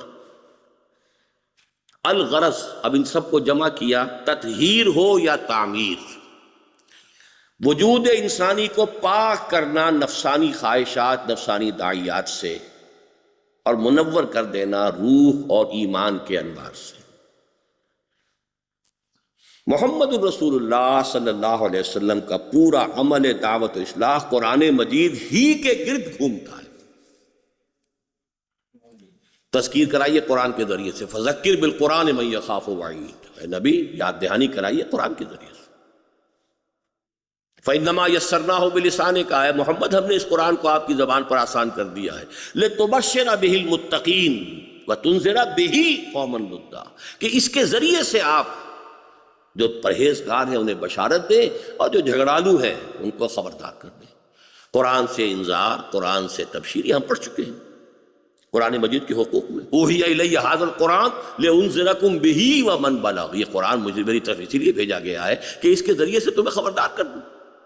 تو انذار ہو، تبشیر ہو، تذکیر ہو، تزکیہ ہو، تجلیہ ہو، ان سب کا ذریعہ قرآن.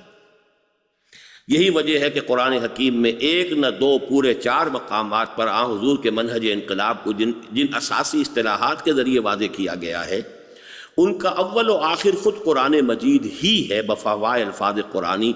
یتلو آیات ویعلمہم الکتاب والحکمہ. عام طور پر علماء اور مفسرین نے ان 4 میں سے صرف 2 کو قرآن سے متعلق سمجھا ہے. یہ مغالطہ ہے بہت بڑا. آیات قرآن کی، اس میں تو کوئی اختلاف ہو ہی نہیں سکتا. کتاب قرآن، اس میں اختلاف نہیں ہو سکتا. 50% تک تو سب کی رسائی ہو گئی. لیکن جس حقیقت کو میں واضح کر رہا ہوں وہ یہ کہ تزکیہ بھی قرآن ہی کے ذریعے سے ہے، تو یزکیہم یہ بھی قرآن ہی سے متعلق ہے، اور حکمت بھی قرآن ہی میں ہے۔ ذالک مما اوحی الیک ربک من الحکمہ، آپ تیسرے حصے میں منتخب نصاب کے جائیں گے تو یہ سورہ بنی اسرائیل کی آیت پڑھیں گے، یہ ہے حکمت جو اے محمد آپ کی طرف آپ کے رب نے وحی کی ہے۔ تو در حقیقت یہ چاروں چیزیں متعلق قرآن کے ساتھ ہیں۔ قرآن پہلے پڑھ کر سنایا، ذہن بدلا، فکر بدلا، سوچ بدلی، پھر وہ اور نیچے گیا دل کے اندر، چوں بجاں در رفت جاں دیگر شود، اندر کی دنیا بدل گئی۔ اس کے بعد یہ کہ انسان کے پورے جو اس کی توجہات، اس کا ایٹیچیوڈ، اس کا بیہیویئر بدل گیا۔ یہ ساری تبدیلی قرآن اندر سرایت کر رہا ہے، یہ ہم تفصیل سے پڑھ چکے ہیں، اسی لیے میں نے قرآن مجید کے حقوق کے فوراً بعد یہ مضمون لیا ہے۔ قرآن کا کارنامہ ایک جملے میں بیان کیجئے تو وہ یہ ہے کہ اس نے صحابہ کرام رضوان اللہ تعالی علیہم اجمعین کے دلوں میں ایمان پیدا کر دیا، اور توحید، معاد اور رسالت پر یقین محکم کی کیفیت پیدا کر دی۔ لیکن اس سے اس ہمگیر تبدیلی کا اندازہ نہیں ہوتا جو قرآن حکیم کی بدولت ان کی زندگیوں میں برپا ہو گئی تھی۔ اب ذرا یہ الفاظ ہیں، اچھے ہیں، نوٹ کر لیجئے، ان کو سمجھانے کی ضرورت نہیں ہے، اس لیے کہ قرآن نے ان کا فکر بدلا، سوچ بدلی، نقطہ نظر بدلا، اقدار بدلی، ویلیوز، عزائم بدلے، امنگیں بدلی، ایمبیشنز چینج ہو گئے۔ پہلے ایمبیشنز کچھ اور تھی، اب کچھ اور۔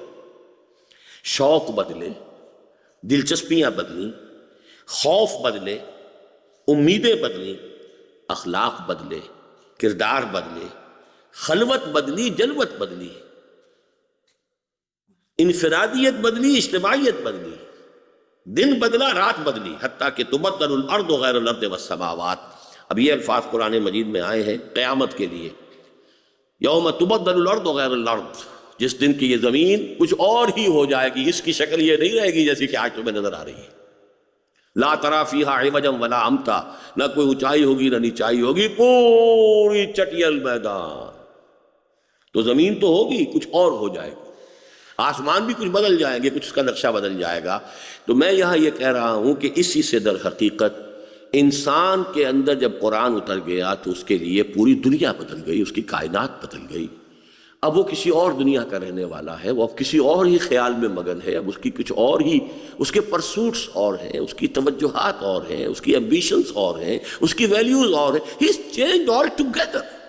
And when he is changed from within, the whole universe changes for him.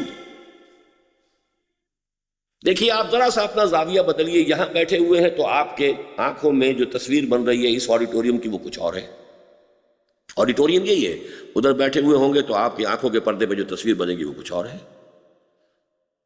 یہ صاحب اس میز کو دیکھ رہے ہیں تو کچھ اور دیکھ رہے ہیں، وہ صاحب دیکھ رہے ہیں تو کچھ اور دیکھ رہے ہیں۔ زاویہ بدلنے سے اس کے لیے بدل گئی دنیا۔ یوم تبدل الارض غیر الارض والسماوات، ان کے مصداق آسمان بدلا، زمین بدلی، الغرض پوری کائنات بدل کر رکھ دی۔ اور اس پوری تبدیلی کا ذریعہ اور آلہ ہے قرآن حکیم کی آیات بینات بقول علامہ اقبال۔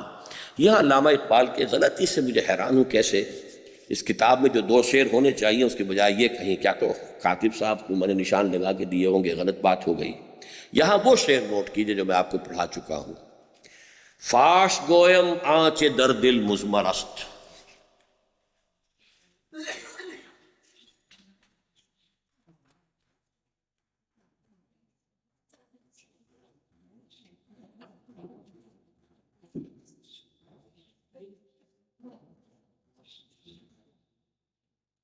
صاف فاش کہتے ہیں، راز فاش ہو گیا، گویم کہہ دیتا ہوں، گویم فاش گویم آنچے، وہ کہ جو در دل میرے دل میں مضمر چھپا ہوا ہے، این کتابیں نیشت،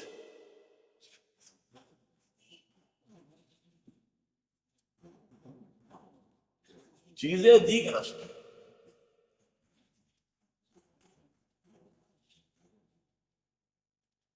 چوں بجان در رفت۔ یہ میں نے کیونکہ پہلے آپ کو ترجمہ کروا دیا تھا، اس وقت آگے دوبارہ جہاں دیگر شود، جہاں چو دیگر شد،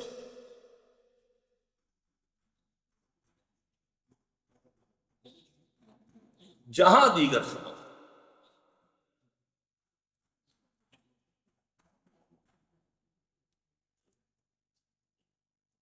تم سے صاف ہی کہتا ہوں کہ جو کچھ میرے دل میں مجمر ہے یہ کتاب نہیں ہے، کچھ اور ہے، قرآن۔ جی این کتابیں نیست چیزیں دیگر است۔ ویسے شعر تو اس کے آگے اور کئی ہیں، مثل حق پنہا و ہم پیداشتو زندہ و پائندہ و گویاستو، لیکن پھر یہ اگلا شعر یہ نوٹ کیجئے، چوں بجاں در رفت، جب یہ انسان کے اندر سرایت کر جاتا ہے، جاں دیگر شود، اس کی جان، اس کے اندر کی شخصیت بدل جاتی، کچھ اور ہو جاتی۔ He is a changed person altogether from within۔ جہاں چو دیگر شد، جہاں وہ اندرونی پرسنالٹی اس کی کچھ بدل گئی، جہاں دیگر شود، اب پوری دنیا اس کے لیے تو بدل گئی۔ اور اسی سے عالمی انقلاب کی داغ بیل پڑے گی۔ ایک آدمی میں یہ تبدیلی آ جائے، دوسرے میں آئے، تیسرے میں آئے، چوتھے میں آئے، پھر وہ مل کر ایک جماعت بنے، پھر وہ آگے آ جائے گا۔ تبدیلی، اب اگلا ایک بحث ختم ہو گئی اس مضمون کی۔ اب سیکنڈ آئیے۔ آج صبح میں پڑھ رہا تھا اسے، مجھے یہ ترتیب بڑی اچھی لگی ہے، ویری لاجیکل لکھی ہوئی، تو پتہ نہیں کب کی تحریر ہے میری، غالباً یہ سن 76 کے آس پاس کی ہے، ایٹ لیسٹ 20 ایئرز اولڈ۔ تبدیلی اگر حقیقی اور واقعی ہو تو اس کی کوکھ سے لازماً تصادم اور کشمکش جنم لیتے ہیں۔ عجیب جملہ ہے یہ۔ If the change is real and actual, it must result in a conflict۔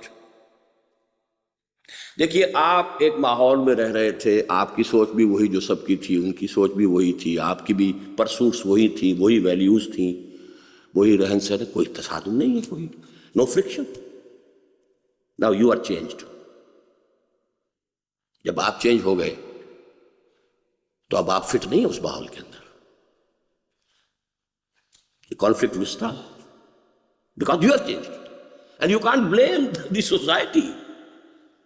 The society will be true if that blames you۔ You have changed۔ ہم تو وہی ہے، you have changed۔ لہذا کانفلکٹ نوٹ کر لیجئے، conflict is always started by the ریولیوشنریز۔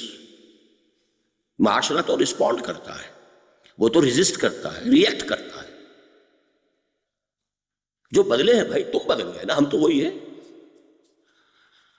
ہم تو جو پہلے کرتے تھے وہی آج کر رہے، تم بدل گئے۔ لیکن یہ نوٹ کر، اگر فرض کیجئے میں نے اوپر سے لبادہ اوڑھ لیا متقی کا، حقیقی میری شخصیت نہیں بدلی ہے، میری پرسوٹس وہی ہیں، سوچ وہی ہے، وہی بھاگ دوڑ ہے، وہی دولت ہے، وہی سب کچھ ہے، تو کوئی فرکشن نہیں ہوگا۔ You will be just accommodated, adjusted in this society۔ But if the change is real and actual، تبدیلی اگر حقیقی اور واقعی ہو تو اس کی کوکھ سے لازماً تصادم اور کشمکش جنم لیتے ہیں۔ یہ کشمکش ہمارے ہاں غلط العام ہے، یہ صحیح لفظ نہیں ہے، صاف کرو، لیکن اردو میں اب یہ اسی معنی میں استعمال ہوتا ہے۔ صحیح لفظ ہے کشاکش۔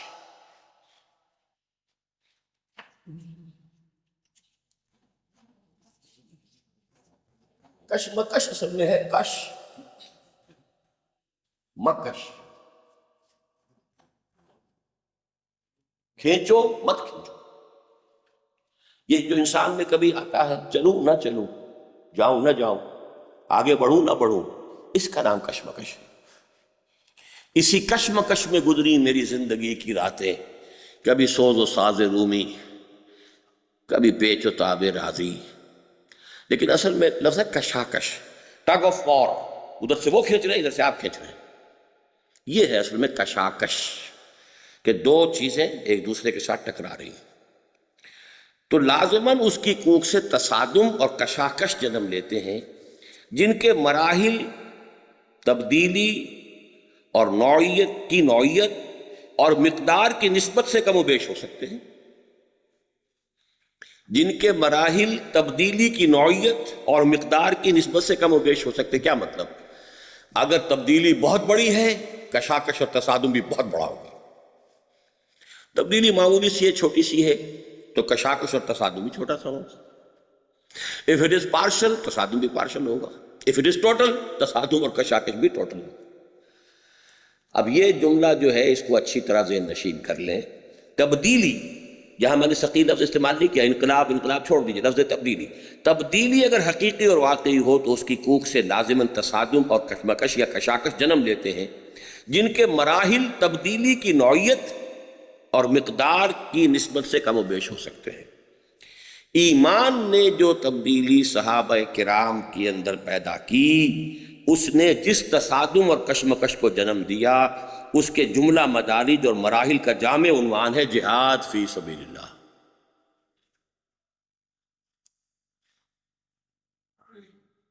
آپ کی تبدیلی ہوئی، کشاکش ہو گئی، تبدیلی تصادم ہوا، اس تصادم کا نام ہے جہاد فی سبیل اللہ.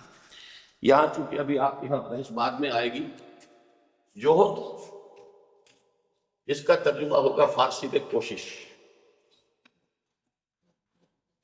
انگریزی میں اسٹرائیو فار سمتھنگ، ٹو ایکسرٹ. اور جہاد اس کا ترجمہ فارسی میں ہوگا کشاکش، اور اس میں ہوگا اسٹرگل.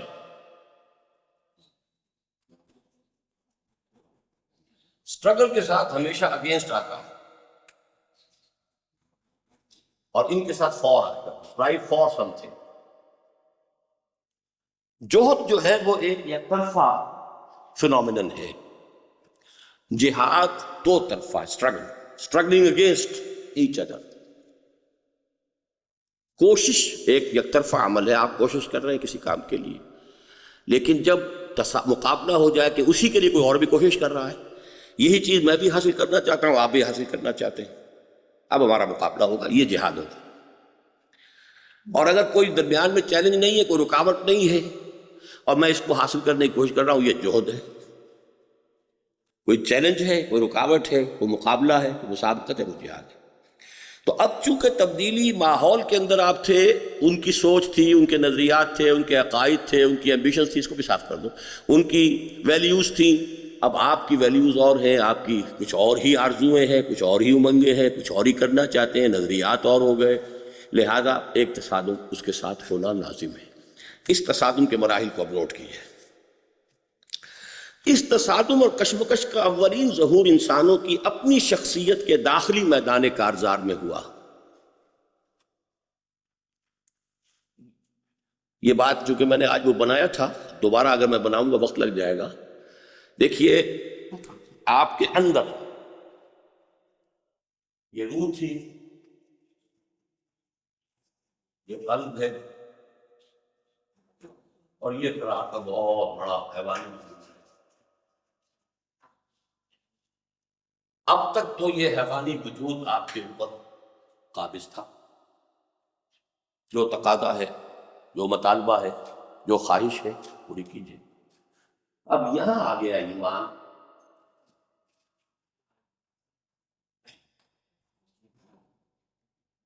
اب تصادم، میرا جی چاہتا ہے کچھ ہے کھانے کو، قرآن کہتا ہے حرام. کوئی خواہش میرے اندر پیدا ہوئی ہے، اللہ کہتا ہے نہیں، ناجائز. تصادم ہو گیا. وہ اینیمل انسٹنکٹس ہے نا، اسی کے لیے بھاگ دوڑ ہے. لیکن جب یہاں آ گیا ایمان باللہ، ایمان بالآخرت اور ایمان بالرسالت، جب یہاں یقین پیدا ہو گیا کہ مرنے کے بعد زندہ ہونا، اللہ کے حضور جانا ہے، اللہ نے میری ہدایت کے لیے محمد کو بھیجا ہے، یہ کتاب ہے، یہ حرام کیا، اس نے اس کو حلال کیا. تو ایک conflict with in your personality. یہ کشاکش ابھی آپ کی شخصیت سے باہر نہیں، ماحول سے باہر نہیں ہے، وہ تو بعد میں آئے گی. With in your own personality. اس تصادم و کشمکش کا اولین ظہور انسانوں کی اپنی شخصیت کے داخلی میدان کارزار میں ہوتا ہے. ایک تصادم خیر و شر میرے اندر ہر وقت چل رہا ہے، آپ کے اندر ہر وقت چل رہا ہے. یہی وجہ ہے کہ مجاہدہ مع النفس کو افضل الجہاد قرار دیا ہے۔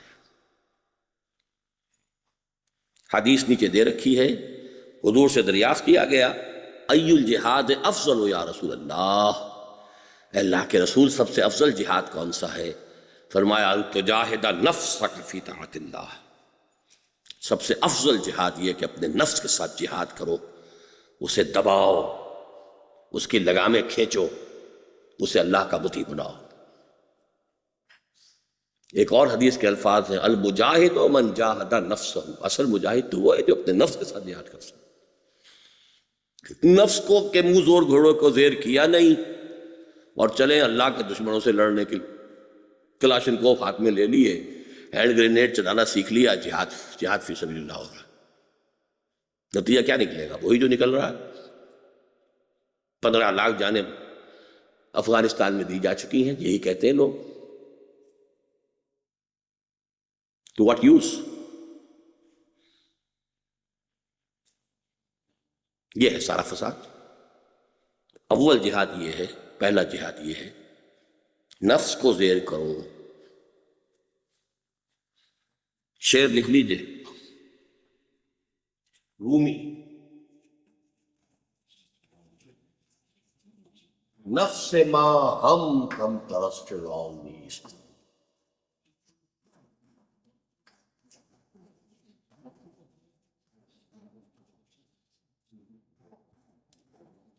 لیکن اورا عون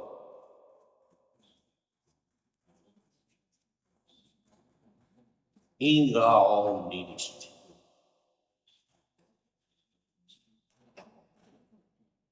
میرا نفس بھی فرعون سے ہرگز کم، نفس ما ہم کم طرز فرعون نیست۔ فرعون نے کہا تھا مصر کی حکومت میری ہے، الیس لی ملک مصر، کیا مصر کی بادشاہی میری نہیں ہے؟ میرا اختیار چلے گا، میری مرضی چلے، میں نہیں جانتا کون یہ موسیٰ آ گیا، کوئی اللہ ہے، کوئی اس کی شریعت ہے، کوئی قانون ہے۔ I know of no other Rabb except myself، میں مالک ہوں۔ تو میرا نفس بھی یہی کہتا ہے کہ یہ وجود جو ہے یہ میرا ہے یا میرا حکم چلے گا، میں چاہتا ہوں provide me with this thing and you have to do it۔ I am the monarch، I am the ruler، نفس ما ہم کم طرز فرعون نیست، لیکن اورا عون، یہ عون جو ہے مدد کو کہتے ہیں نا، عون، استعانت اسی سے بنا ہے، نستعین عون سے بنا۔ عون ہمارے ہاں اردو میں یا پنجابی میں کہتے ہیں مدد، مدد آ گئی ہے، مطلب یہ کہ آپ کوئی کاروبار، وہ کوئی مکان تعمیر کرنا، مدد آ گئی ہے، جو لوگ ہاتھ بٹائیں گے اس کی تعمیر کریں گے۔ لاؤ لشکر کے لیے بھی مدد کا لفظ ہے، اس کا عون بھی تھا، اس کے لاؤ لشکر تھے، لہذا اس نے منہ سے بھی کہہ دیا انا ربکم الاعلی، میں فقیر آدمی ہوں، میرے پاس تو کوئی مدد نہیں ہے، کوئی لشکر نہیں ہے، لہذا میں منہ سے تو نہیں کہہ سکتا، لیکن اندر میرا دل یہی کہہ رہا ہے، میرا نفس جو ہے وہ دعوے دار اسی بات کا ہے۔ لیکن اورا عون، ایرا عون، اس کے لیے غریب کے لیے چونکہ کوئی مدد نہیں ہے لہذا چپ ہے، زبان سے نہیں کہتا انا ربکم الاعلی، لیکن میرے اندر میرا نفس دعویٰ وہی کرتا ہے جو فرعون نے کیا تھا مصر میں، نفس ما ہم کم طرز فرعون نیست لیکن اورا عون، ایرا عون نیست۔ اب آپ لوگوں کو یہ درس دینے کی تیاریاں کرنی ہے تو یہ شعر اچھی طریقے سے اور ذرا صحیح طریقے میں پڑھنے بھی سیکھیے کہ کس طریقے سے ان کو پڑھا جاتا ہے۔ اس تصادم اور کشمکش کا اولین ظہور انسانوں کی اپنی شخصیت کے داخلی میدان کارزار میں ہوا، یہی وجہ ہے کہ مجاہدہ مع النفس کو افضل الجہاد قرار دیا گیا۔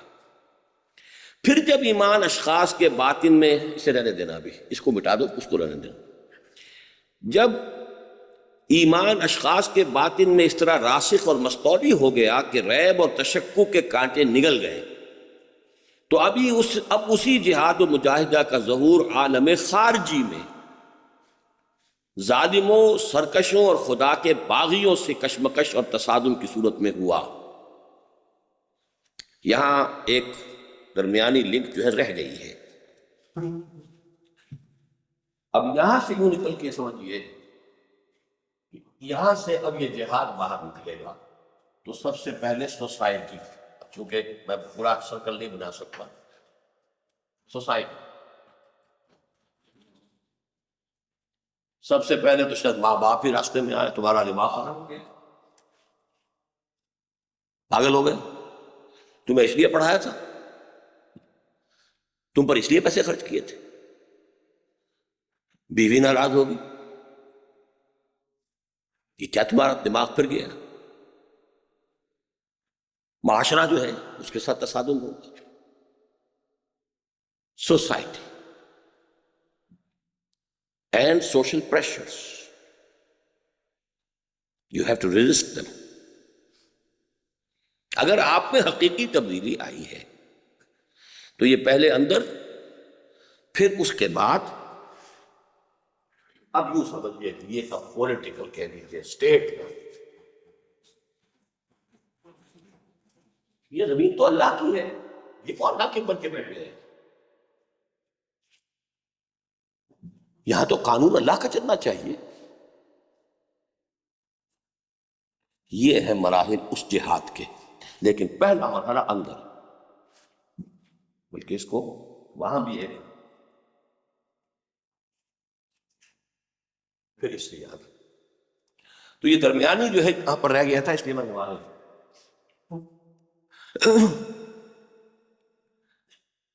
جب ایمان اشخاص کے باطن میں اس طرح راسخ اور مستولی ہو گیا کہ ریب اور تشکک کے کانٹے نگل گئے، تو اب اسی جہاد و مجاہدہ کا ظہور عالم خارجی میں ظالموں، سرکشوں اور خدا کے باغیوں سے کشمکش اور تصادم کی صورت میں ہوا، جس کا مقصد قرار پایا تکبیر رب. وَرَبَّكَ فَكَبِّرْ. دیکھیے آج ہم پہنچ گئے وہ سورہ مدثر کی 3 آیات میں سے تیسری جو تھی. پہلے ہم نے کیا پڑھا تھا؟ انذار، یا ایھا المدثر قم فانذر. سٹارٹ ہوگا وہی جو آج بھی مضمون میں ہم نے پڑھا ہے، تمہیں اٹھا لیا جائے گا لازماً.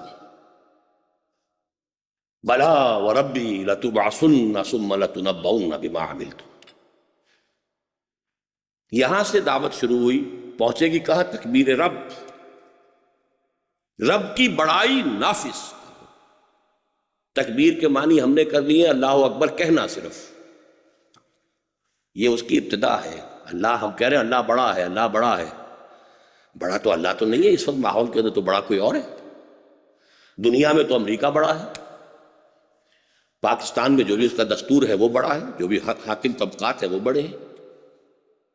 نہ عدالت میں اللہ کو بڑا مانا جاتا ہے، نہ اس کے قانون کے مطابق فیصلے ہوتے ہیں، نہ پارلیمنٹ جو ہے اللہ کو بڑا ماننے کو تیار ہے. تو کہاں ہے اللہ بڑا؟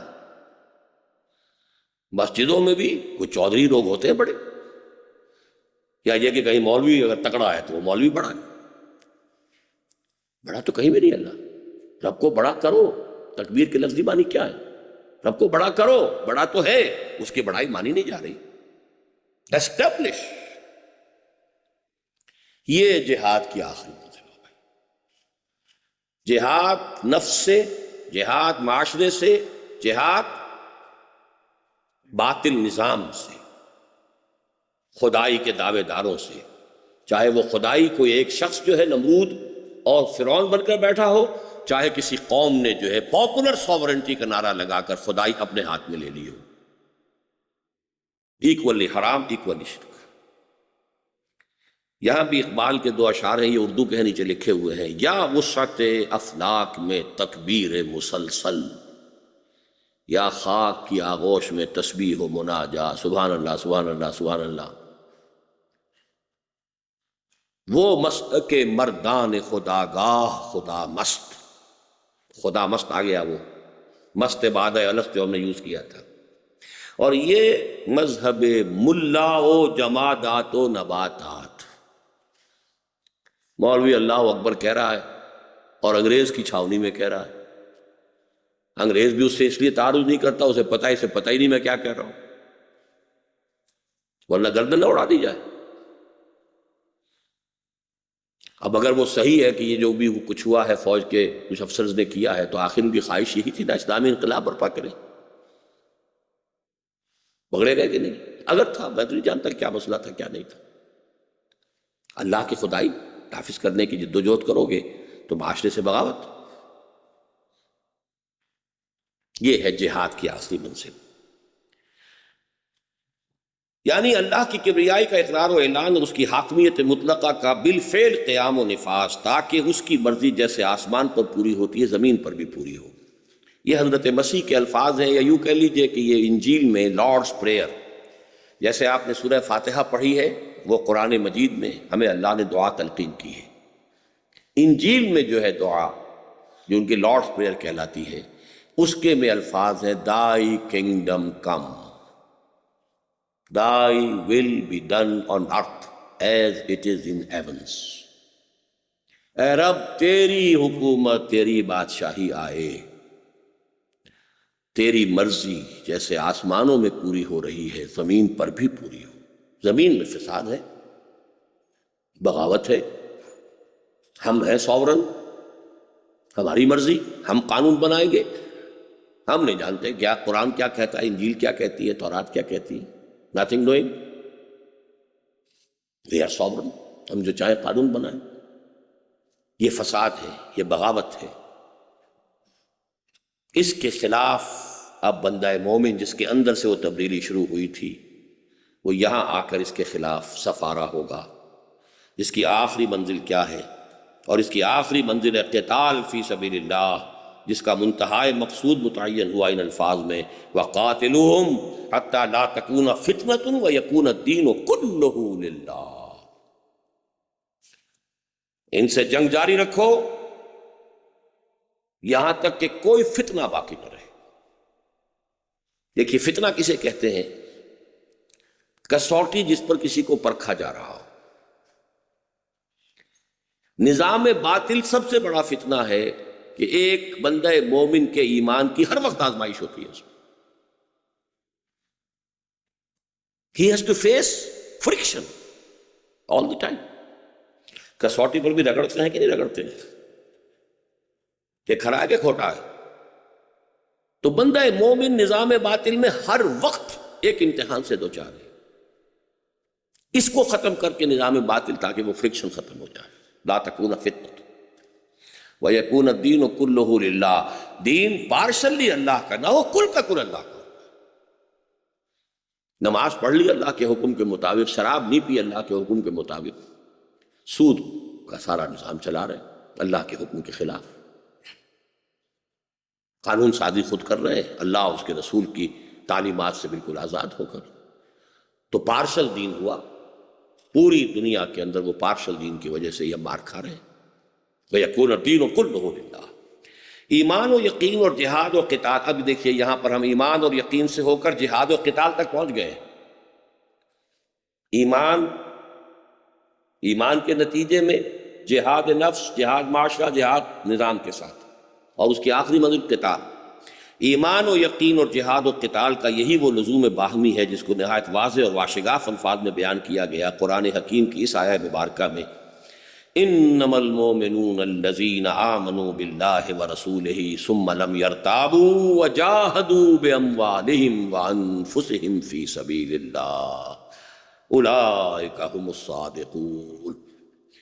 یہ تیسرے حصے کا آپ کا آخری درس جو آئے گا وہ سورہ حجرات کا ہوگا، جس کی یہ آیت ہے. One of the most important and basic and profound ayat of the Quran, which gives a comprehensive definition of a مومن. Who is a مومن؟ مومن کون ہے؟ مومن تو صرف وہ ہے جو ایمان لائے اللہ پر اور اس کے رسول پر، پھر شک میں ہرگز نہیں پڑے. یہ ایمان یقین کی شکل اختیار کر کے دل میں متمکن ہو گیا، دل کو اس نے منور کر دیا، وجود کو منور کر دیا. وَجَاهَدُوا بِأَمْوَالِهِمْ وَأَنفُسِهِمْ فِي سَبِيلِ اللَّهِ. اور پھر انہوں نے جہاد کیا اللہ کے راہ میں، اور اس میں اپنے کھپائیں جانیں بھی اور مال. أُولَٰئِكَ هُمُ الصَّادِقُونَ. صرف یہ لوگ سچے ہیں. اس آیت کے شروع میں اور آخر میں اسلوب حصر، انما، یہ حصر کہلاتا ہے. یعنی ایک جملہ تو یہ ہے کہ آپ یہ کہیں کہ زید عالم ہے، آپ نے سمجھ لیا بات کو؟ ایک یہ کہ آپ کہتے ہیں زید ہی عالم ہے، کیا فرق ہو گیا اس سے؟ زید عالم ہے تو بکر بھی ہو سکتا ہے، عمر بھی ہو سکتا ہے، فلاں بھی ہو سکتا ہے، یہ بھی ہو سکتا ہے، تو بات یہ ٹھیک ہے زید عالم ہے، ہم نے مان لیا یہ عالم، باقیوں کے عالم ہونے کی نفی نہیں ہوئی۔ زید ہی عالم ہے اب نفی ہو گئی، صرف یہ زید جو ہے، تو انما اس کو اسلوب حصر کہتے ہیں، حصر حصار، محصور کر دینا، کہ گویا کہ ایک شخص میں آپ نے محصور کر دیا علم کو، عالم ہونے کی صفت محصور ہو گئی ایک شخص کی ذات کے اندر، اس کو اسلوب حصر کہتے ہیں۔ اسی طرح اولئک هم الصادقون، اولئک کے بعد جب یہ ہم بھی آ گیا، یہ بھی اسلوب حصر ہے، یہ دو اسالیب حصر ہے اس کے اندر، in the beginning and as well as in the end۔ آپ کہہ سکتے ہیں بریکٹ ادھر بھی کھینچ دی ادھر بھی کھینچ دی، اس سے باہر ایمان نہیں ہے۔ میں نے کمپریہنسو ڈیفینیشن میں استعمال کیا ہے، ہماری منطق کی اصطلاح میں کہتے ہیں جامع و معنی تعریف، یہ دو الفاظ بھی نوٹ کر لیجیے۔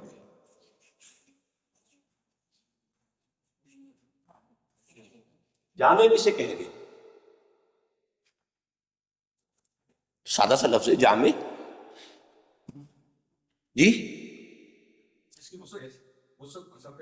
جمع کرنے والا، اس میں فاعل ہے نا، جمع کرنے والا، مانع منع کرنے، کیا مطلب ہوا اس کا؟ مطلب یہ ڈیفینیشن جسے آپ کہتے ہیں ڈیفینیشن، اس کے دو تقاضے ہیں۔ کسی شے کو جب آپ ڈیفائن کرنا چاہتے ہیں، اس کا کوئی نیسیسری پارٹ باہر نہیں رہ جانا چاہیے، it should be all inclusive, وہ جامع ہوئی، اور کوئی اور شے اس میں داخل نہیں ہونی چاہیے، تبھی ہم کہیں گے نا کہ اٹس ڈسکریٹ ڈیفینیشن۔ وہ جامع ہونی چاہیے کہ اس شے کی ساری حقیقت اس میں آ جائے، اور معنی ہونا چاہیے کہ کوئی اور شے اس میں داخل نہ ہو سکے، کوئی اور شے اس کو پولیوٹ نہ کر دے۔ تو ایمان اور مومن کی جامع و معنی تعریف اس آیت میں ہے، انما المؤمنون الذین آمنوا باللہ ورسولہ ثم لم یرتابوا وجاہدوا باموالہم وانفسہم فی سبیل اللہ اولئک ھم الصادقون۔ واضح رہے کہ یہ آیہ مبارکہ، اس آیہ مبارکہ کے اول و آخر حصر کا اسلوب بھی ہے، اور آیہ ما قلب میں حقیقی ایمان اور قانونی اسلام کے مابین فرق و امتیاز کا مضمون بھی ہے۔ اس سے پہلی آیت ہے قالت الاعراب آمنا قل لم تؤمنوا ولکن قولوا اسلمنا، یہ بدو کہہ رہے ہیں کہ ہم ایمان لے آئے، نبی ان سے کہہ دیجئے تم ایمان نہیں لائے ہو بلکہ یوں کہو کہ ہم مسلمان ہو گئے۔ تو اس کانٹیکسٹ میں جب یہ بات آئی ہے تو اس کے حوالے سے بھی یہ گویا کہ ایک ڈیفینیشن اب ایمان کی آ رہی ہے کہ if you want to be acknowledged as a mu'min then you have to fulfill these two prerequisites، ایمان یقین والا اور جہاد فی سبیل اللہ۔ گویا مومن صادق کی جامع و معنی تعریف یہاں آئی گیا لفظ وہ، اب یہ لفظ جو ہے جامع و معنی آپ نے سمجھ لیا اچھی طرح، اسے صاف کر دو۔ گویا مومن صادق کی جامع و معنی تعریف قرآن حکیم کی کسی ایک آیت میں مطلوب ہو تو وہ یہی آیت ہے۔ الغرض قرآن کے اصل حاصل ہیں ایمان اور یقین، اور ان کا لازمی نتیجہ ہے جہاد و قتال۔ ان میں سے ایمان و یقین اصلاً ایک معنوی حقیقت ہے اور داخلی کیفیت کا نام ہے۔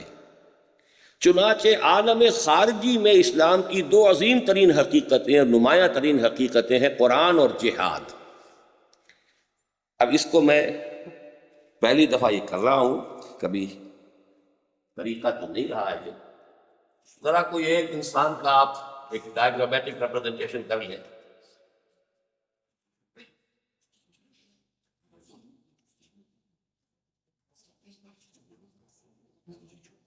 جو بھی یہاں دل، بندے مومن کے ایک ہاتھ میں قرآن ہوگا اور دوسرے ہاتھ میں جو بھی تلوار جس طرح کی بھی ہو تلوار۔ گویا کہ معنوی حقیقت تو یہاں ہے، یہ نظر نہیں ہے، یہ تو دل میں ہے۔ ایمان اور یقین، اور ان کا لازمی نتیجہ ہے جہاد و قتال۔ ایمان کی اصل نمایاں حقیقت ہے قرآن اور جہاد. We started with this proposition. اب ذرا کھول کے پڑھ لیجیے کیا تھے وہ الفاظ. شروع کا جو پیج تھا، بدء الاسلام میں اسلام کی دو عظیم ترین حقیقتیں قرآن حکیم اور جہاد فی سبیل اللہ.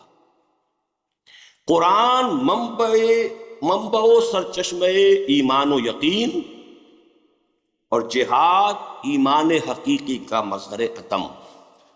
اگر میرے پاس کوئی اور رنگ ہوتا تو میں اس سے اس کو نمایاں کرتا. قرآن سے ایمان اور ایمان سے جہاد، یہ ہے اصل حقیقت.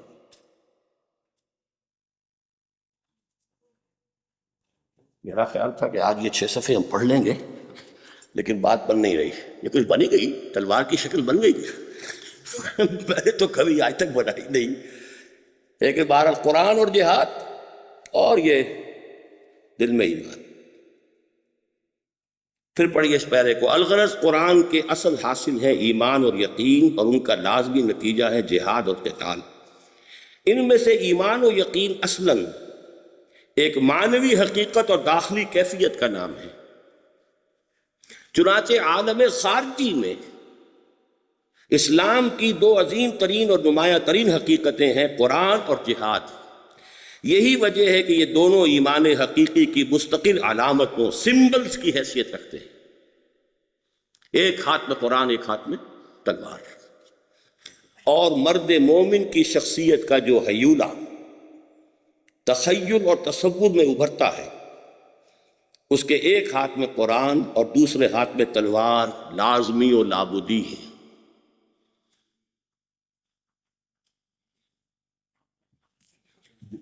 میرا خیال تھا یہ پڑھ لینے کا، لیکن یہ کہ آج اس کو میں یہاں ختم کروں گا. لیکن اب میں آپ کو علامہ اقبال کی ایک نظم سنانا چاہتا ہوں، فارسی کی ہے.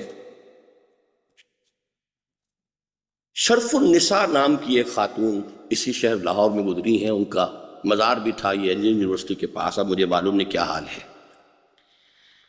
یہ شرف النساء شہزادی تھی عبدالصمد خان، یہاں کے گورنر تھے لاہور کے. اس عورت کا عجیب معاملہ تھا. ساری عمر تجرد، ہمیشہ اکیلی تخلیے میں رہتی تھی اور تلوار اپنے کمر سے باندھے رکھتی تھی اور قرآن پڑھتی تھی، نماز پڑھتی تھی. اس کے سوا پوری زندگی کوئی کام نہیں کیا. اور اس نے وصیت کی مرتے دم اپنی والدہ سے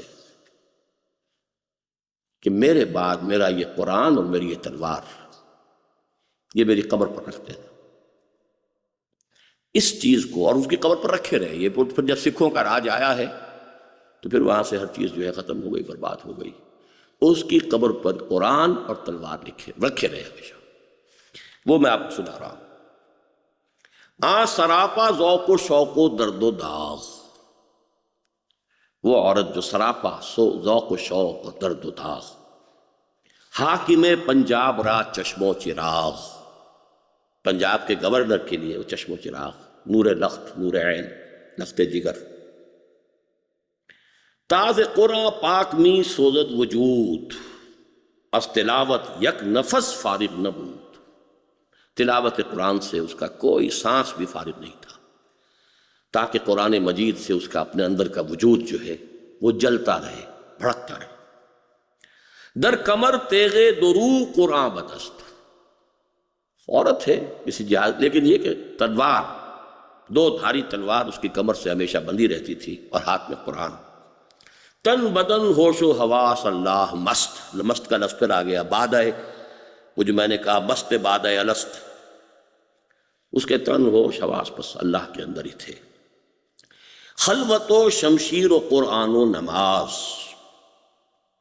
تنہائی، تلوار، قرآن اور نماز. اے خوشاں عمرے کہ رفت اندر نیاز. کیا اچھی تھی وہ زندگی جو اس طرح کی کیفیت میں اس نے گزاری ہے.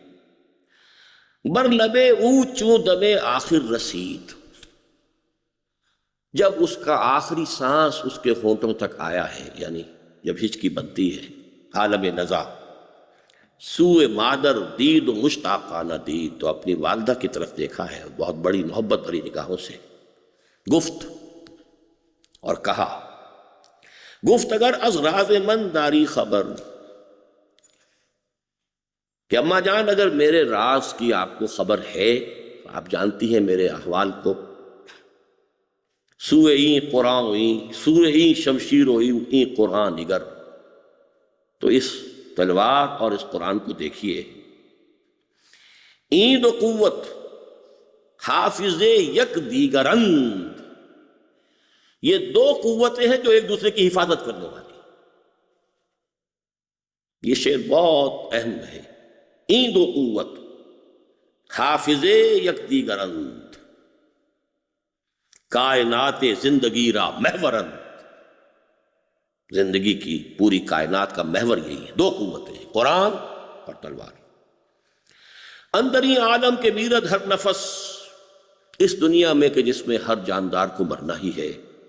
دخترت را این دو محرم بود و بس، تیری بیٹی کے تو یہ دو ہی محرم تھے اور کوئی نہیں تھا. محرم میرا، محرم اول قرآن اور محرم دوم یہ شمشیر، یہ تلوار. وقت رخصت بات و دارم ہی سخن، میں اپنے اس انتقال کے وقت آپ کو یہ وصیت کر رہی ہوں. تیغ و قرآن را جدا از من مکن، ان دونوں کو، قرآن کو اور تلوار کو، مجھ سے جدا نہ کرنا. دل با حرفے کے می گویم بنے، جو بات میں کہہ رہی ہوں اسے اچھی طرح دل کے اوپر نقش کر لیجئے. قبر من بے گنبد و قندیل بہ، میری قبر کے اوپر نہ کوئی گنبد بنایا جائے نہ کوئی قندیل روشن کی جائے، بس یہی دو چیزیں رکھ دی جائیں. مومنہ را تیغ با قرآن بسست، تربت مارا ہمیں ساما بسست. مومنوں کے لیے تلوار اور قرآن، بس یہی دو چیزیں کافی ہیں، اور میری قبر کے لیے بس یہی سامان کافی ہے. مجھے اور کوئی زیبائش آرائش، کوئی گنبد، کوئی عمارت، کوئی اس کے اوپر قندیل، کچھ نہیں چاہیے. اس کے بعد اب اس کو ختم کیا اقبال نے. عمر ہا در زیر این زریں قباب، پر مزارش بود شمشیر و کتاب. بہت طویل عرصے تک اس کی قبر پر یہ دونوں چیزیں رکھی رہی، تلوار بھی قرآن بھی. مرقدش اندر جہان بے ثبات، اہل حق را داد پیغام حیات. اور اس کی قبر جو ہے اہل حق کو یہ پیغام دیتی رہی اور اہل حق کے لیے زندگی کا پیغام بنی رہی. تا مسلمان کرد باخود آنچے کرد، یہاں تک کہ وہ وقت آیا کہ مسلمانوں نے اپنے ساتھ جو کچھ کیا کیا. گردش دوران بساط اشتر نود، اور گردش دوران نے اس کی بساط جو ہے لپیٹ دی. مرد حق از غیر حق اندیشہ کرد، مرد حق مسلمان ہو کر اور غیر حق سے ڈرے اور خوف کرے. شیر مولا روبہی را پیشہ کرد، جو اللہ کے شیر ہونے چاہیے تھے انہوں نے لومڑیوں کا سا کردار اپنا لیا. از دلش تاب و تبے سیماب رفت، مسلمان کے دل سے وہ سیماب کی سی کیفیت جو تھی، تڑپنے کی کیفیت، وہ نکل گئی. خود میں دانی آنچ بر پنجاب رفت، تمہیں خوب معلوم ہے پھر پنجاب پر کیا گزری. خالصہ شمشیر و قرآن را ببرد، سکھوں نے آ کر تلوار اور قرآن دونوں ہی کو دریا بت کر دیا. اندرا کشور مسلمانی بمرد، اور اس خطے کے اندر مسلمانی مر گئی، ختم. تو یہ جو قرآن اور تلوار، قرآن اور جہاد، بدء اسلام کی اصل بنیادی حقیقتیں یہ ہیں. آج اسے پر اکتفا کرتے ہیں. اچھی طرح اس کو ایک دفعہ ہمت کر کے دوبارہ پڑھ لیجئے گا. اس کے اب اس کے بعد مضمون آ رہا ہے بیسک ریزن کیا ہوا ہے، چینج کیا آئی ہے، اور یہ چینج فوراً آ گئی ہے. عین خلافت راشدہ کے دوران بھی کہا جا سکتا کہ آ گئی تھی. وہ ایک لیگل، لاجیکل، نیچرل، انہیویٹیبل تھی. اس کو پہلے سمجھیں گے تو پھر اس انہیویٹیبل کے اوپر جو چیزیں اور بڑھتی چلی گئی ہیں ان کا بھی سمجھنا آسان ہو جائے گا. لیکن جڑ کو پہلے ہم سمجھ لیں گے تو بات اچھی رہے گی. اچھا، یہاں چونکہ وقت ابھی ہے،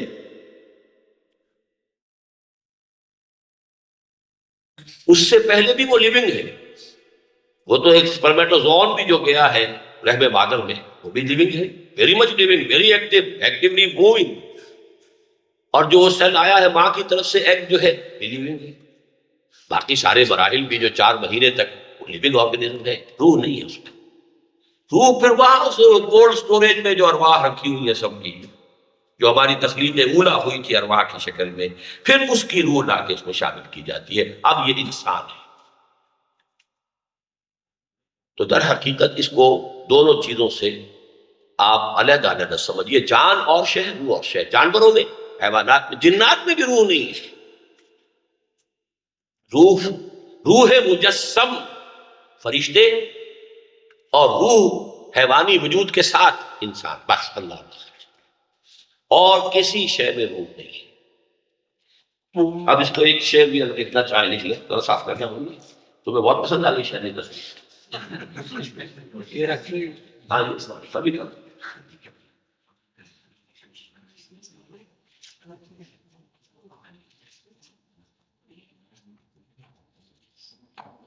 جان نہاں در جسم، او درد جہاں نہاں.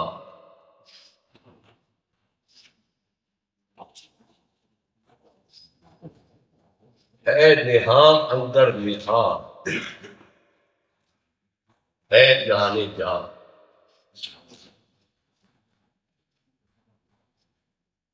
شاعر نے تو یہ ذات باری تعالیٰ سے مخاطب کرتا ہے. جان نہاں در جسم، جان جو ہے وہ جسم میں چھپی ہوئی ہے. اور آج تک بھی ہمیں معلوم نہیں کہ کہاں ہے. ساری ڈسیکشن بھی کر لیں، فزیولوجی بھی پڑھ لی، سب کچھ کر لیا، جان کا تو پتہ ہی نہیں کہ کہاں. نہاں ہے، پوشیدہ ہے. او در جان نہاں، وہ جان کے اندر ایک اور پوشیدہ شے ہے. اے نہاں اندر نہاں، اے جانے جان، جان کی جان. یہ روح ایک علیحدہ شے ہے. بس پہلا مصرع جو ہے نا، جان نہاں در جسم، او در جان نہاں، اس سے حقیقت جو ہے آپ پر کہ روح اور شے ہے اور جان اور شے ہے. جان گھاس کے تنکے میں بھی ہے، جان کتے اور بلی میں بھی ہے. روح جو ہے مکمل مجسم روح، صرف روح، وہ فرشتے ہیں. روح الامین اور روح الامین، روح القدس، یہ سارے الفاظ جبریل کے لیے آتے ہیں. یہ جنوں سے بھی حساب لیا جائے گا؟ حساب لیا جائے گا، لیکن وہ ان میں نہیں ہے. اسی لیے ان میں وہی نہیں ہے، اسی لیے ان میں کوئی نبی نہیں ہے. یہ شکر کا جذبہ روح سے ریلیٹڈ جی، شکر کا جذبہ جو ہے روح سے ریلیٹڈ نہیں، یہ تو اس فطرت کے ساتھ ریلیٹڈ ہے کہ جو حیوانوں میں بھی ہے. اسی لیے میں تو مثال دی تھی کہ پیاسے جانور کے سامنے آپ پانی رکھیے. یہ وہ فطرت ہے جو حیوانات کے اندر بھی فطرت تو موجود ہے. فطرت اور روح، جب ہم اس کو ایک اور لفظ کے مقابل میں لاتے ہیں، سرشت کے مقابلے میں فطرت، تو جب اس وقت ہم کہتے ہیں کہ یہ سرشت جو ہے انسان کے حیوانی وجود کی شے ہے اور فطرت جو ہے اس کا تعلق روح سے ہے. لیکن یہ کہ یہ تمام اوور لیپنگ چیزیں ہیں. لیکن یہ کہ اصل میں روح جو ہے وہ اپنی جگہ ایک اصطلاح ہے، اور اس کا تعلق جو ہے وہ اس جسم کے ساتھ یا جان کے ساتھ نہیں ہے، وہ ایک علیحدہ شے ہے. ضمیر تو وہ مانوی حقیقت ہے کہ اس روح کی وجہ سے انسان کے اندر جب احساس گناہ پیدا ہوتا ہے کہ کوئی غلط کام کر بیٹھا تو اس کے اندر سے کوئی چیز ملامت کرتی ہے، اس کو ضمیر کہتے ہیں. یہ جنات ہے، ضمیر جنات کے اندر یعنی بھلائی اور برائی کا سینس ہے. یہ انشاءاللہ تعالیٰ جو ہمارے حکمت کے جو لیکچرز ہیں علیحدہ سے ہوتے ہیں ان میں گفتگو ہوگی مزید. شرک کی بحث میں وحدت الوجود کا نظریہ ہم نے منتخب نصاب میں پڑھا. اس نظریے کے مطابق ہمارے وجود کو وہمی اور خیالی سمجھا گیا ہے. جیسے آئینے میں عکس یا سائے کی مثالیں دی گئی ہیں. اگر ہمارا وجود وہمی اور خیالی ہے تو کیا یہ نظریہ ہمیں عمل سے بیگانہ نہیں کرتا؟ وضاحت کرتے ہیں. اصل میں شاید آپ نے وہ جو شرک کی بحث میں نے تفصیل بیان کی ہے غور نہیں کیا. بمقابلہ اللہ ہے، ہمارا علم اللہ کے مقابلے میں نہ ہو، ہمارا وجود اللہ کے وجود کے مقابلے میں نہ ہو. تو وجود حقیقی صرف اللہ کا ہے، ہمارا وجود اعتباری ہے۔ اب اس کو ایک مثال سے جب سمجھا جاتا ہے، وہ مثالیں ہیں، اس کو آپ 100% جو ہے کسی بھی مثال کو کسی حقیقت پر 100% جو ہے وہ نہیں اس کے اوپر اپلائی کر سکتے، لیکن مثال ہے کہ نظر آ رہا ہے سایہ ہے، حقیقت کچھ نہیں۔ اسی طریقے سے نظر آ رہا ہے، حقیقت کچھ نہیں۔ تو اس وہ مثالیں ہیں۔ تو معاملہ اصل میں یہ ہے کہ وجود ہمارا اور کائنات کا بمقابلہ وجود باری تعالی نہ ہونے کی۔ حضور کو کیونکہ انسانوں کے ساتھ جنوں کی طرف بھی بھیجا گیا ہے، اور ان کا ذکر قرآن مجید میں اس حوالے سے بھی ہے کہ وہ مسلمان اور کافر بھی ہوتے ہیں، تو بغیر روح کے خیر و شر کا وجود کیوں کرے؟ روح کے بغیر خیر و شر کا وجود ہے۔ حیوانات کے اندر بھی جب آپ دیکھتے ہیں کہ احسان کا بدلہ احسان، برائی کا بدلہ برا، حیوان بھی دیتا ہے کہ نہیں دیتا؟ وہ آپ نے مشہور واقعہ جو ہے وہ شیر کے پنجے میں سے کسی نے نکال دیا تھا، وہ کاٹا تو وہ شیر نے پھاڑا نہیں اس کو۔ تو یہ چیزیں خیر و شر جو ہے وہ کچھ نہ کچھ کسی نہ کسی درجے میں حیوانات کے اندر بھی ہے۔ آپ یہ کہیں گے کہ ان کے اندر صرف انسٹنکٹ ہے، ان کے اندر کوئی اس کو جس کو ہم کہتے ہیں کہ آزاد شخصیت نہیں ہے، لیکن یہ تو ہے۔ اور اپنے حضرت مجدد الفسانی کا تو یہ خیال ہے کہ ریزریکشن بھی ہوگا حیوانات کا بھی، لیکن ان کے لیے یہ ہے کہ جو کسی نے ایک دوسرے کو سینگ مارے ہوں گے زیادتی میں، غلطی سے بدلہ دلوا کے پھر معدوم کر دیں گے، لیکن یہ کہ ریزریکشن ان کا بھی ہے۔ جبکہ انسان کا ریزریکشن جو ہے وہ پھر وہ ایک ابدی ایک شے ہے جس کی کہ ہم آخرت سے لا الہ الا اللہ اور لا محبوب الا اللہ کے قرآن سے سمجھ میں آتا ہے۔ لا وجود الا اللہ کے بارے میں قرآن کیا کہتا ہے، یہ جب اس منتخب نصاب کے آخر تک آپ پہنچیں گے تب کچھ سمجھ میں آئے گا۔ سورہ حدید کی آیت هو الاول والآخر والظاہر والباطن، وہی اول ہے، وہی آخر ہے، وہی ظاہر ہے، وہی باطن۔